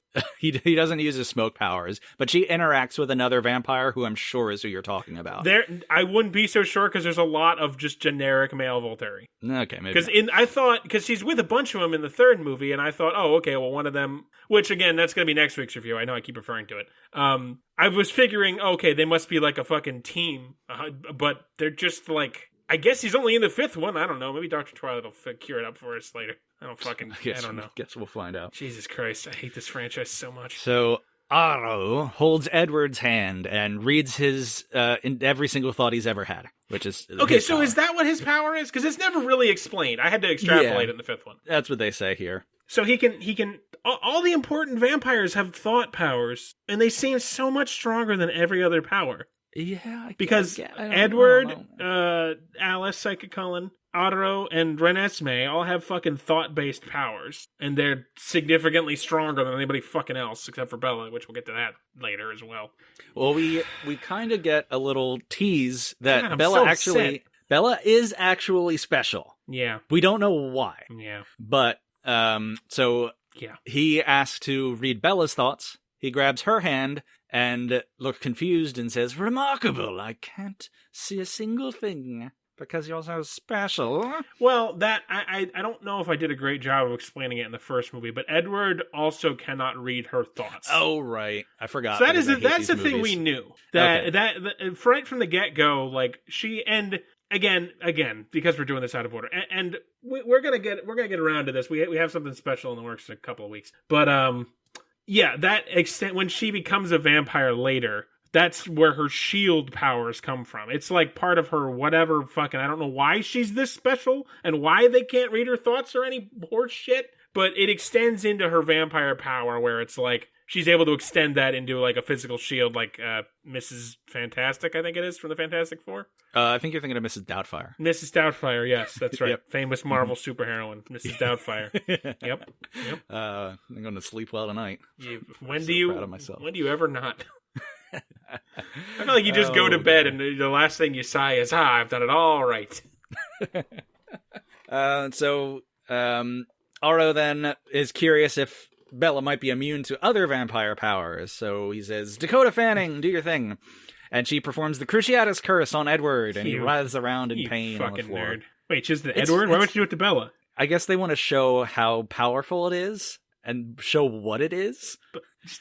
What is Bella going to assume she's having a fucking heart attack otherwise?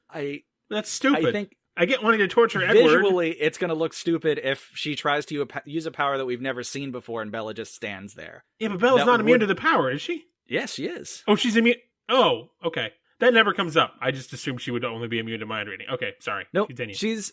okay, well, that makes sense then, in that case. Okay, I take it back. That makes sense. She's immune to a weird subset of powers because she's not immune to Jasper's, like, emotion manipulating thing. Okay. Because that happens earlier in the movie at some point during her birthday party or some shit. I didn't know he was manipulating her emotions. Okay. She's not immune to every vampire power, and I'd like to be enlightened about the criteria, but we'll see. Nobody in the fifth movie ever uses a vampire power on her. She's fucking crazy. The electric girl might give her a brief shock. I don't remember.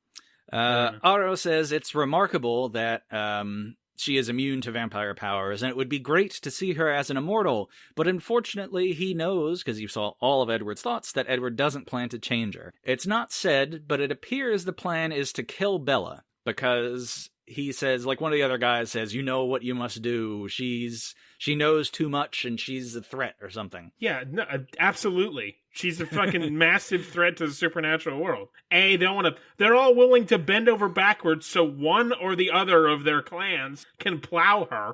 And B, she knows so many secrets about so many things. So absolutely kill her.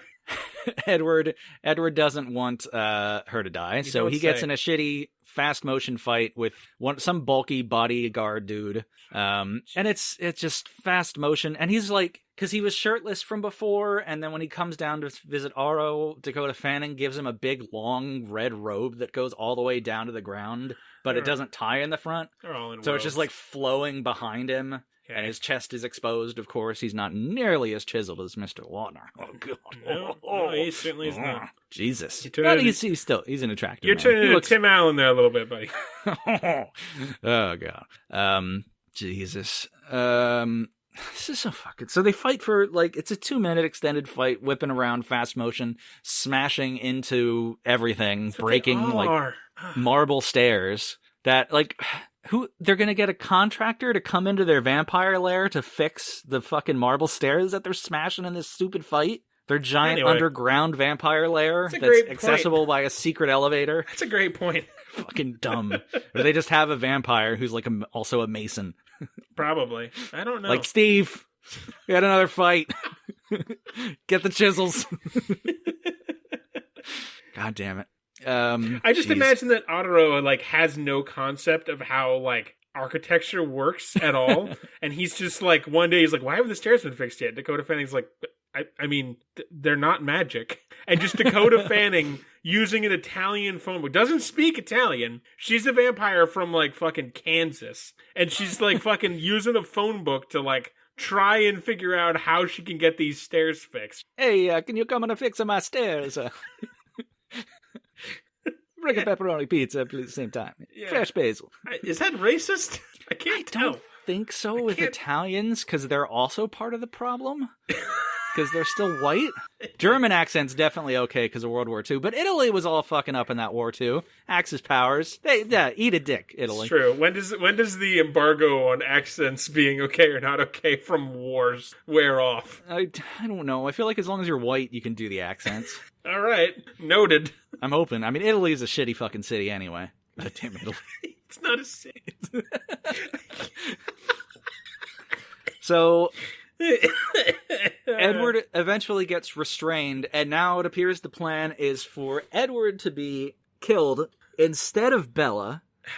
They're like, so what is the ratio of protagonist to antagonist in this scene? Because they're in an underground lair of they're in the underground Brooklyn Nine-Nine. Which I've just watched, which is why I keep referencing it. So there's tons of Altari around, like at least a dozen, if not more. And it's just Bella and Edward and Psychic Cullen? Yeah. So what's the fucking... Why is he getting into a fight? What's the plan? He has to protect Bella at all costs. I want to die. He has to do everything he can. Of course, it's the fight is only between the two vampires. Everyone else just sits there. Yeah, no one else piles on Edward.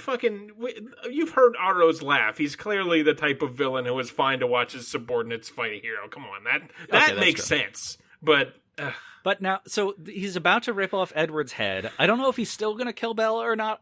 But Bella freaks out and says, "No, kill me instead." And that was the plan, you dumb idiot. Aro says, "How interesting that you would be willing to sacrifice yourself for a soulless monster such as Edward." And then Future Chick pipes up and says, "I've seen the future and Bella will be turned." And Aro holds her hands to confirm, and then he just lets them all go. Yeah, so I do get why he does that. Because if you remember, and you hopefully don't, in the review of Breaking Dawn Part 2, the 5th one, he is like the most of the reason he's there, like showing up to collect Renesmee is like a front because he wants, I guess also Bella. I thought it was just Psychic Cullen and Edward, but he wants all three of them to join his crew.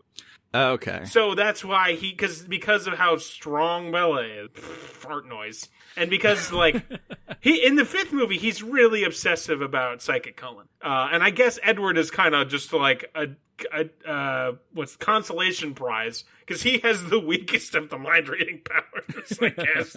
But like, so yeah, I think that makes sense to me, knowing that he wants to make them part of his crew later.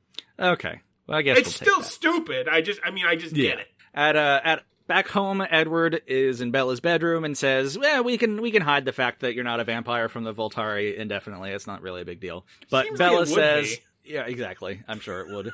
But Bella says, "No, I hella want to be a vampire, so better turn me." And then he's like, "No, you don't want it." So she goes to the whole Cullen family and asks them to vote on if they should turn her. There's a whole extended scene where some of them vote yes, some of them vote no, but the majority end up saying yes. Oh my god.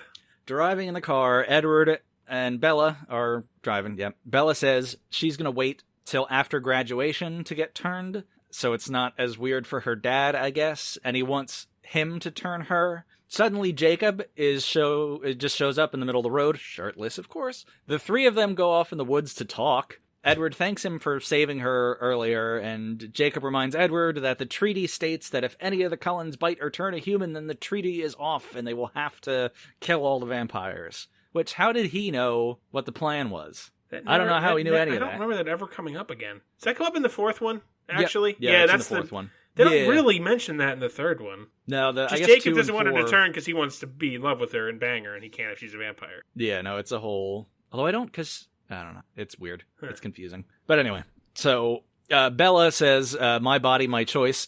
Stephanie Myers. To be fair, she has not made her stance on abortion public, but I'm assuming. I'll give her a little credit because she did specifically ask the question. She was like, I don't really want to tell you, and I really hate it when celebrities use their celebrity as a platform to talk about politics and try to convince people, which is a pretty good point. That's honestly. The first thing she's ever said that I've respected her for. Well, she would learn how to write. Edward and Jacob almost get into a big wolfy vamp fight, but Bella is able to get them to stop. Jacob runs off into the woods. Edward says, there's one condition for me to turn you. Bella looks up at him and says, what is it? He says, marry. And the credits roll. Oh. Are they in the wildflower field? No, they're just in the woods. Oh. Because the first movie also starts with the same thing, but they're in the wildflower field. The first movie? I'm sorry. The next movie. Oh, okay. It starts with him. Yeah, like, no, they're in different place. Yeah, no, that's stupid. Jesus Christ. Fucking goddamn it. Twilight. Okay. Eat an ass, Twilight. Oh, man. Oh, my God. What is there to say this is movie? Torture. We're almost done. Torture. So, yeah, it's acting. None of it's good. A few of it is passable. The main trio. You got to see the difference between movie 4 and movie 2. So, like, what do you think? Is it significantly worse to you? Were you able to tell the difference between, like, the acting or anything between the two of them? I'm curious. I guess I liked this less. Mm-hmm. I gave 4 a 2. I'm giving this a 1.5. Jesus Christ, Isaac. I don't even know you. A movie has to fail on every single front for me to give it a 0. Because there's enough, like, cinematography that's okay. Some of the shots are good. Some of the lighting's good. I don't know if you're too generous or I'm too cruel. I'd probably somewhere in between. I don't know. But there's very little that works. So I think it's worse. I think some of the actors got a little better. Mm-hmm. I think having more of Taylor Lautner in this movie isn't good. I don't like him. I just like looking at him. But yeah. I think I like his character so much more than I like Edward's character that helps for me. I guess I don't like either. Because he's also such a fucking... Like, she just rejects him very clearly, and he keeps being a prat about it. Oh, yeah, that's the entire third movie. That's the entire fucking second movie. Yeah, it's the plot of both movies, yeah. God damn it. And I guess not the fourth one, really. Respect rejection, fellas. Not Jacob. Well, Jacob sucks. Actually, I don't like Jacob at all. What am I saying? Oh, yeah, they're both...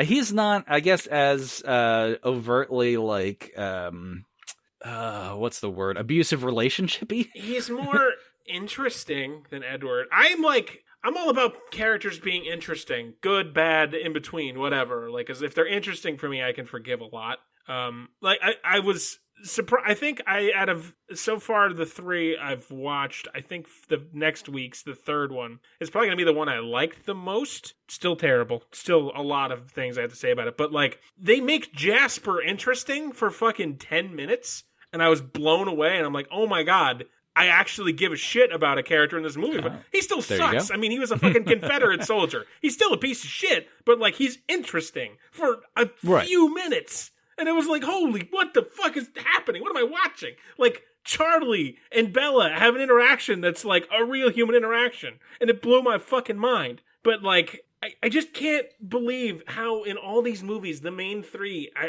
it never gets better. How does this happen, Isaac? To sell tickets to 13-year-old girls who want to project themselves and the people and the boys they love into this movie. God almighty.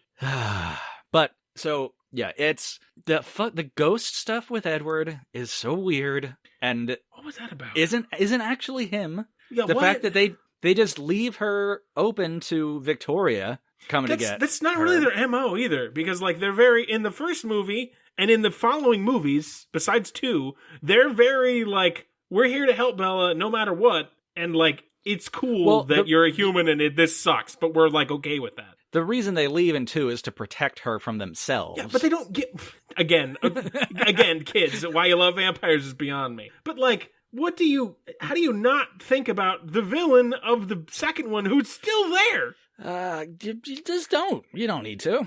You don't need to. She's probably gone. She probably doesn't hold a grudge that we literally ripped her boyfriend to pieces in front of him.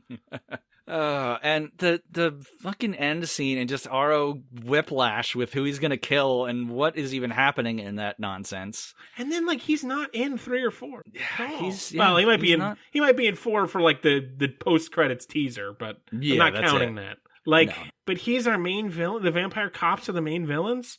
Ultimately of the franchise. Like, this doesn't make any sense. And it's very I guess Deus Machina, but fucking Edward crushing the phone. Like, it makes sense. He's so upset that Bella's dead and he crushes his phone. But you need that to happen. Otherwise, someone can just give him a call. Be like, oh, wait, no, Bella's not dead. It's fine. Right. Well, that kind of thing just annoys me. I agree. It also annoys me, but I can't blame that just on Twilight, because literally you could solve so many movies with just a phone call.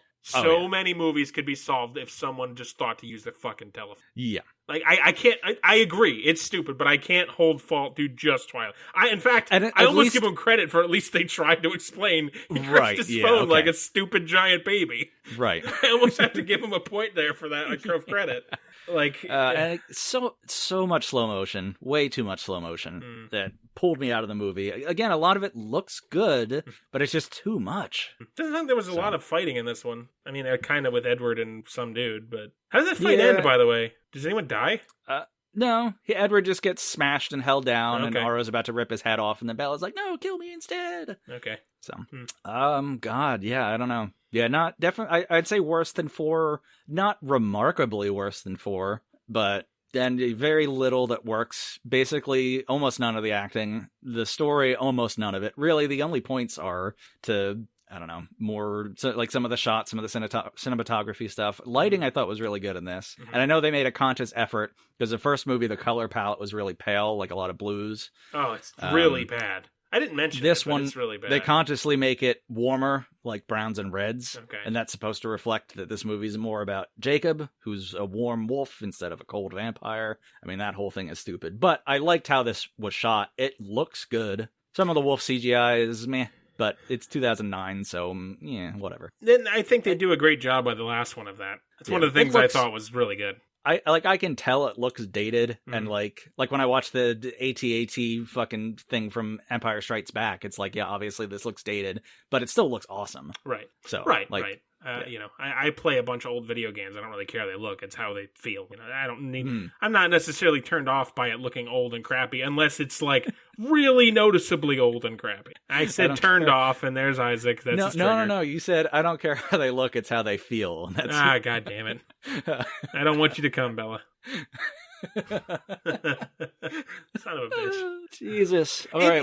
It's interesting between the two of us, like, because like I don't. That's like the kind of stuff, and it's maybe because you're a photographer, you have a photography business, like you are something of a self-taught professional, and I know you're going to balk at that, but you have taught yourself stuff, and you have done photography work for money, and like I don't notice that, like with cinematography, I notice that a lot less than you do. It's something I've been trying to keep track of lately, but I'm still not great at it. I'm still like a story and character guy, and I notice those little things more. But like I have not really paid attention to any of that as far as Twilight goes. But when you say with the lighting, that's very interesting because I didn't bring it up, but Twilight 1 is a washed out piece of shit. It looks terrible. It just like because and I guess that's on purpose. Now that you say the Edward thing and the Jacob thing, like okay, that's a stylistic choice.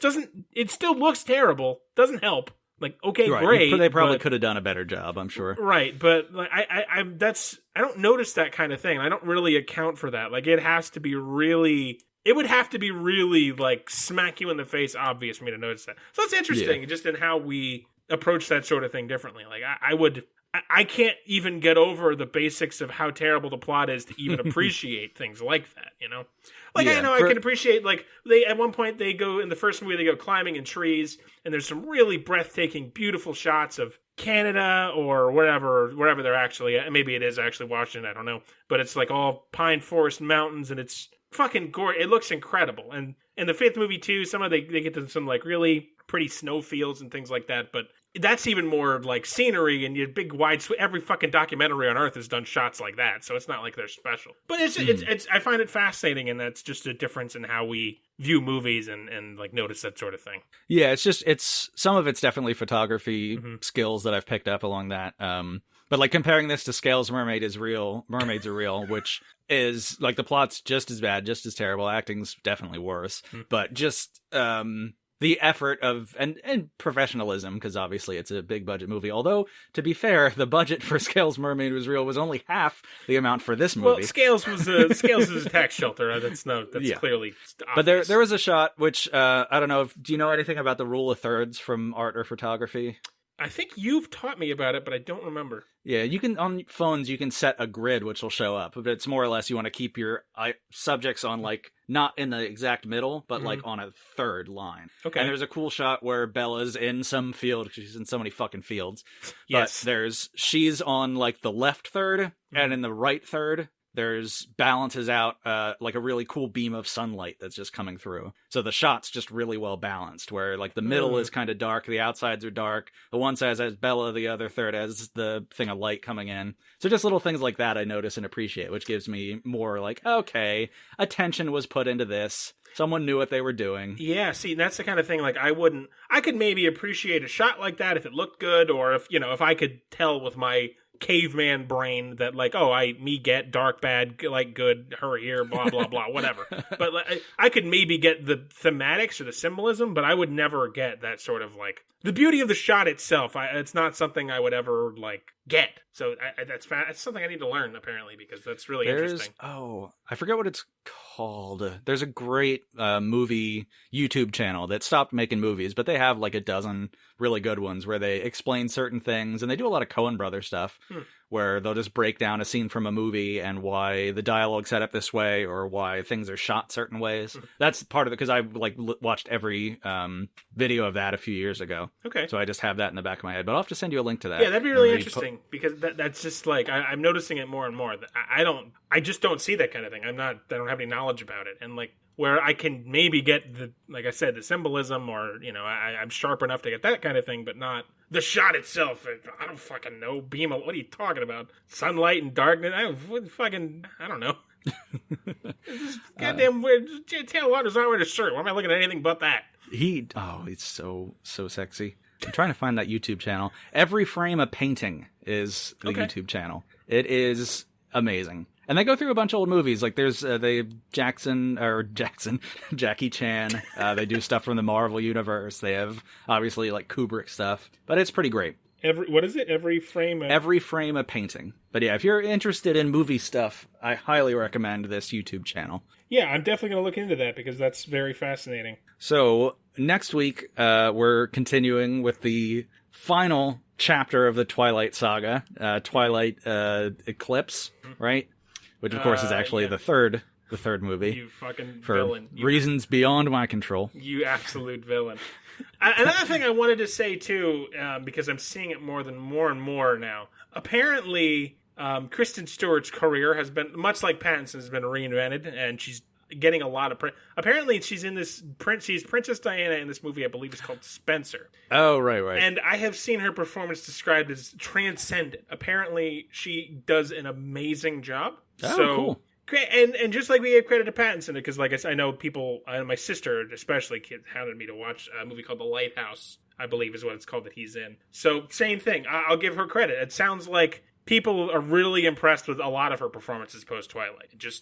Twilight is just literally a fucking stain on everybody's career, it seems like. Yeah, and they're both real. I like Kristen Stewart, I think, was 18 when she filmed it, the first one, and Robert Pattinson's a little older, but they were at the very beginning of their careers. And it does not take... Yeah, good. But yeah, like, I don't know if they did much acting before that, but yeah, it takes a while to get really good at something. Well, Pattinson like was Diggory. Or more. Right. And this does not take away from the fact that they are truly horrendous in Twilight. Both of their acting is horrendous. They awful. And maybe that was all the writing. Again, I'm sure a big chunk of that was the writing, because you cannot spin this shit into gold. It is impossible. If Leonardo DiCaprio was playing Bella, it wouldn't be much better. No, I don't think it would. I'd want to watch it still. We just want to, if he was playing Jacob, we want to see him without a shirt. I mean, or Bella without it. I want to see him without a shirt. I'm fine with that. Just Leonardo DiCaprio in every role. I'd watch that'd that. Be interesting. It'd be a better Twilight. Yeah, it would. But yeah, I do want to give her credit too, because I know we stopped to give Pattinson credit, because I wasn't aware of this. That she apparently, her role was to return as Diana in this movie is supposed to be like career defining. So very cool. I had not heard that before, but yeah, if you're interested in the Princess Diana story, I guess go out and see it. I don't think I could take that level of depression. That is, I'm too sad. And I kind of hate British royalty at the same time, but I'm somewhat interested. I am in the same boat. I really despise British royalty. I've been watching The Crown with my girlfriend. We're caught up to current now. Fascinating. Yeah. So pointless, but fascinating. It's kind of like looking up like biographies of American presidents. Like, all of them are evil monsters, but it's so fascinating. Oh, no, most of the British royalty aren't even evil monsters. They're just they don't matter. But it's like the world is convinced that they matter. And it's truly fascinating. But Princess Diana, Prince Charles, you should probably be arrested. Prince Andrew is the Epstein. Prince Andrew's the Epstein, but Prince Charles is also terrible. Okay. Also, I don't know if he did anything illegal, but I can't. He wasn't good to her. No. I wouldn't be surprised if we found out he murdered her. That's not an allegation. I'm just saying I wouldn't be surprised. So, I'm watching the Princess Diana movie next week, or 2 weeks ago? I don't think so. That's right. Come on. This is our first non-Twilight pick in a while. It's been a stretch. It's been over a month. Yeah, I know. Wow, this is weird. Do you have Netflix pulled up? I don't. Of course. Why would you? I have a shortcut now. Wait, I'm good to go. Okay, there you go. Look, I got a shortcut. I'm so fast. Oh, Osmosis Jones is on Netflix. Is it really? Yeah. I fucking love Osmosis Jones. It's a terrible movie. It's a terrible movie, but I love it. It's fun. I remember we watched it in 5th grade, and my 5th grade teacher, Mrs. Franco, I hope you're not listening to this, because I say a lot of awful, dirty words that I hope you don't have to ever hear me say, but she was a wonderful teacher, and I remember while we were watching it, she wrote all the jokes on the blackboard and proceeded to explain them to us, which, as like a young, developing humor talent, like, that helped so much in understanding how jokes work. Oh, that's really cool. It was such a throwaway thing, but I remember it so much. It was like, there's a joke in Osmosis Jones about, he calls somebody an Al Roker germ, because Osmosis Jones, I forget who plays him. Chris Rock, and you hate Chris Rock. It is Chris Rock. Okay. Yeah. And I was like, I remember her explaining that, and I'm like, oh, this is so helpful. So, Isaac, how familiar are you with the 90s? I lived throughout the entirety of them. You did? Well, there was that brief period where you were dead, but I don't have a joke. Well, yeah. I thought I had a joke. I had nothing. Nothing at all. How familiar are you with 1999? More so than 1990, as I was a baby in that year. Okay, so was I. How familiar are you with 1999 American teen romantic comedies? I think American Pie came out in 1999. Did it really? Yeah, I don't care. Maybe 98. Well, how familiar are you with a movie called She's All That? I know of it. Who's It started in it? Freddie Prinze Jr. and Rachel Lee Cook. Freddie Prinze. Well, don't hang on. You don't need to look it up. I just need to know how familiar you are with it. Well, I figured out what you're doing. Oh, what am I doing? You're giving me He's All That. That's correct. No. Very recently came out a movie which is related somehow. God, no. Called He's All That. The preview that's running, there's so many emojis. Oh, it's an influencer movie, Isaac. No. You can go fuck yourself. It's Addison Rae? It's a remake. Who's Addison Rae? She's the fucking TikTok star who was danced on Tonight Show and everyone got angry. I don't know what you're talking about. Genuinely, I don't know what you're talking about. You're not on TikTok, right? Yeah, I have TikTok, and Addison Rae gets shoved in your face because she jiggles and she dances, and she's 20. Okay. Yeah, well, that's to white America, that's a crime. So. God damn it! I don't. So yeah, He's All That. It's a remake of the teen classic from the director of Mean Girls. So there's that. Mean Girls was good. Mean Girls is good. An influencer specializing in makeovers, Jesus fuck, bet she can transform an unpopular classmate into prom king in this remake of the teen classic She's All That. Starring Addison Rae of TikTok fame. It also stars Tanner Buchanan, who you probably don't know, but he is one of the stars in Cobra Kai, a show that I like quite a bit. I'm sure he's great in this. Oh, he's one of the worst characters in Cobra Kai. I don't know much about his acting. He's a kid, so whatever.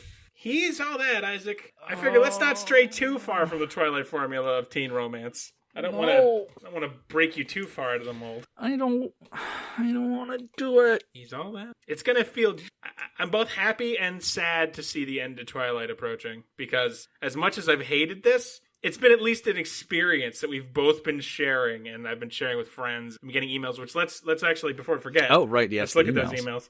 So we got two. I'm going to read one from an very old dear friend of mine, also named Sarah, but not our friend Sarah, Dr. Twilight Sarah. Although just to make it confusing. I would argue that this friend Sarah would argue that she deserves the title of Dr. Twilight more, but, I'll save that for the falafeler. So from my friend Sarah, I have literally never enjoyed anything more. I obviously love Twilight, but every review has been 100% correct and hilarious. So at least there's that. We're not totally getting shit on. It's in stark contrast to our other email by a friend Sarah that starts with "I hate you." So.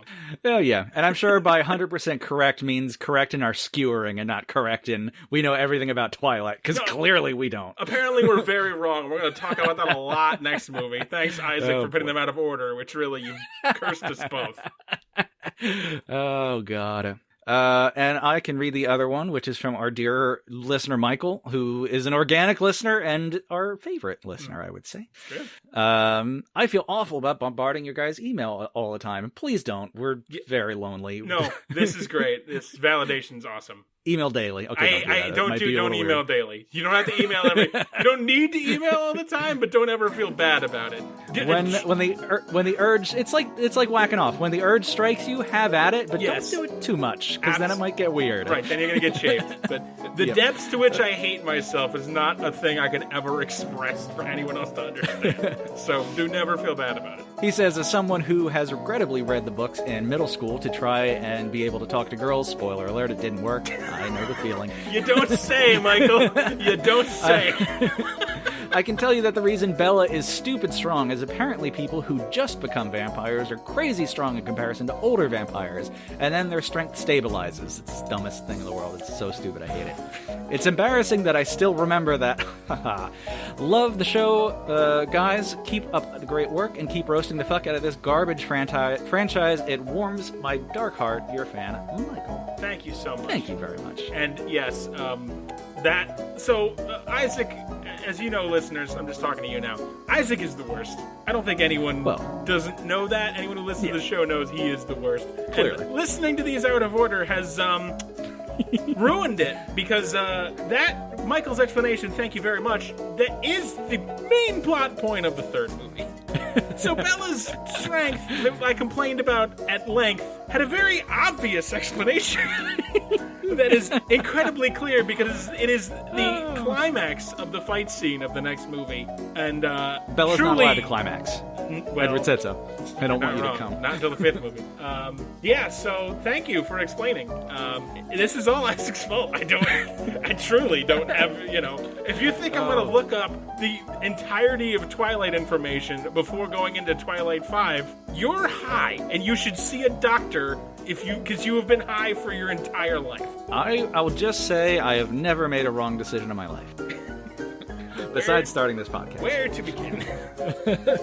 All right. Well, God, I think that wraps it up. Man, this is a long one for me. Yeah. Fucking Twilight. Jesus. It's not letting go. Like I said, these have been long episodes, and I've had for as much as I've hated the movies, and as angry as I've gotten, even at yours, I'm pretty mad at Twilight 2. It's not good. But it's been fun. It has been fun. And Indeed. Yeah. And we have a bit of a special Twilight-related episode in the works. I don't want to get too much into it, but you may get a sixth shot blast, whatever you want to call it, of Twilight in your feed. But we'll get to that in a couple weeks. But yeah. I'm very excited for that. I'm glad you have been enjoying, and next time is the last Twilight movie I'll ever have to watch, even though part of me really wants to watch 2 and 4 to get the full picture now, because I am an insane person who hates myself. A friend of mine who no longer lives around here said I have to watch an episode of a show called Holy Moly so I can understand what she was talking about, and I watched an episode of it, and then I watched the entire season. Jeez. I have a problem. My brain is bad. You're sick? My brain is bad. Jesus. Okay? Oh, man. But yes, next week is our last foray into Twilight proper, until there's more. So do the podcast things, do the rating, do the subscribing, hit your grandmother with a fish, send us an email, bowsatnetflix@gmail.com. Obviously, we love to hear it. Find us on Twitter, find us on Facebook. We're the only Bowls of Netflix in your life, and you better keep it that way. Oh, boy. Well, we're going to see you next week. Yeah, smell you later. I'm off to get some fucking muffins. I didn't forget. All I've been thinking about this whole time was muffins. Smell you later at the muffin store, bitches.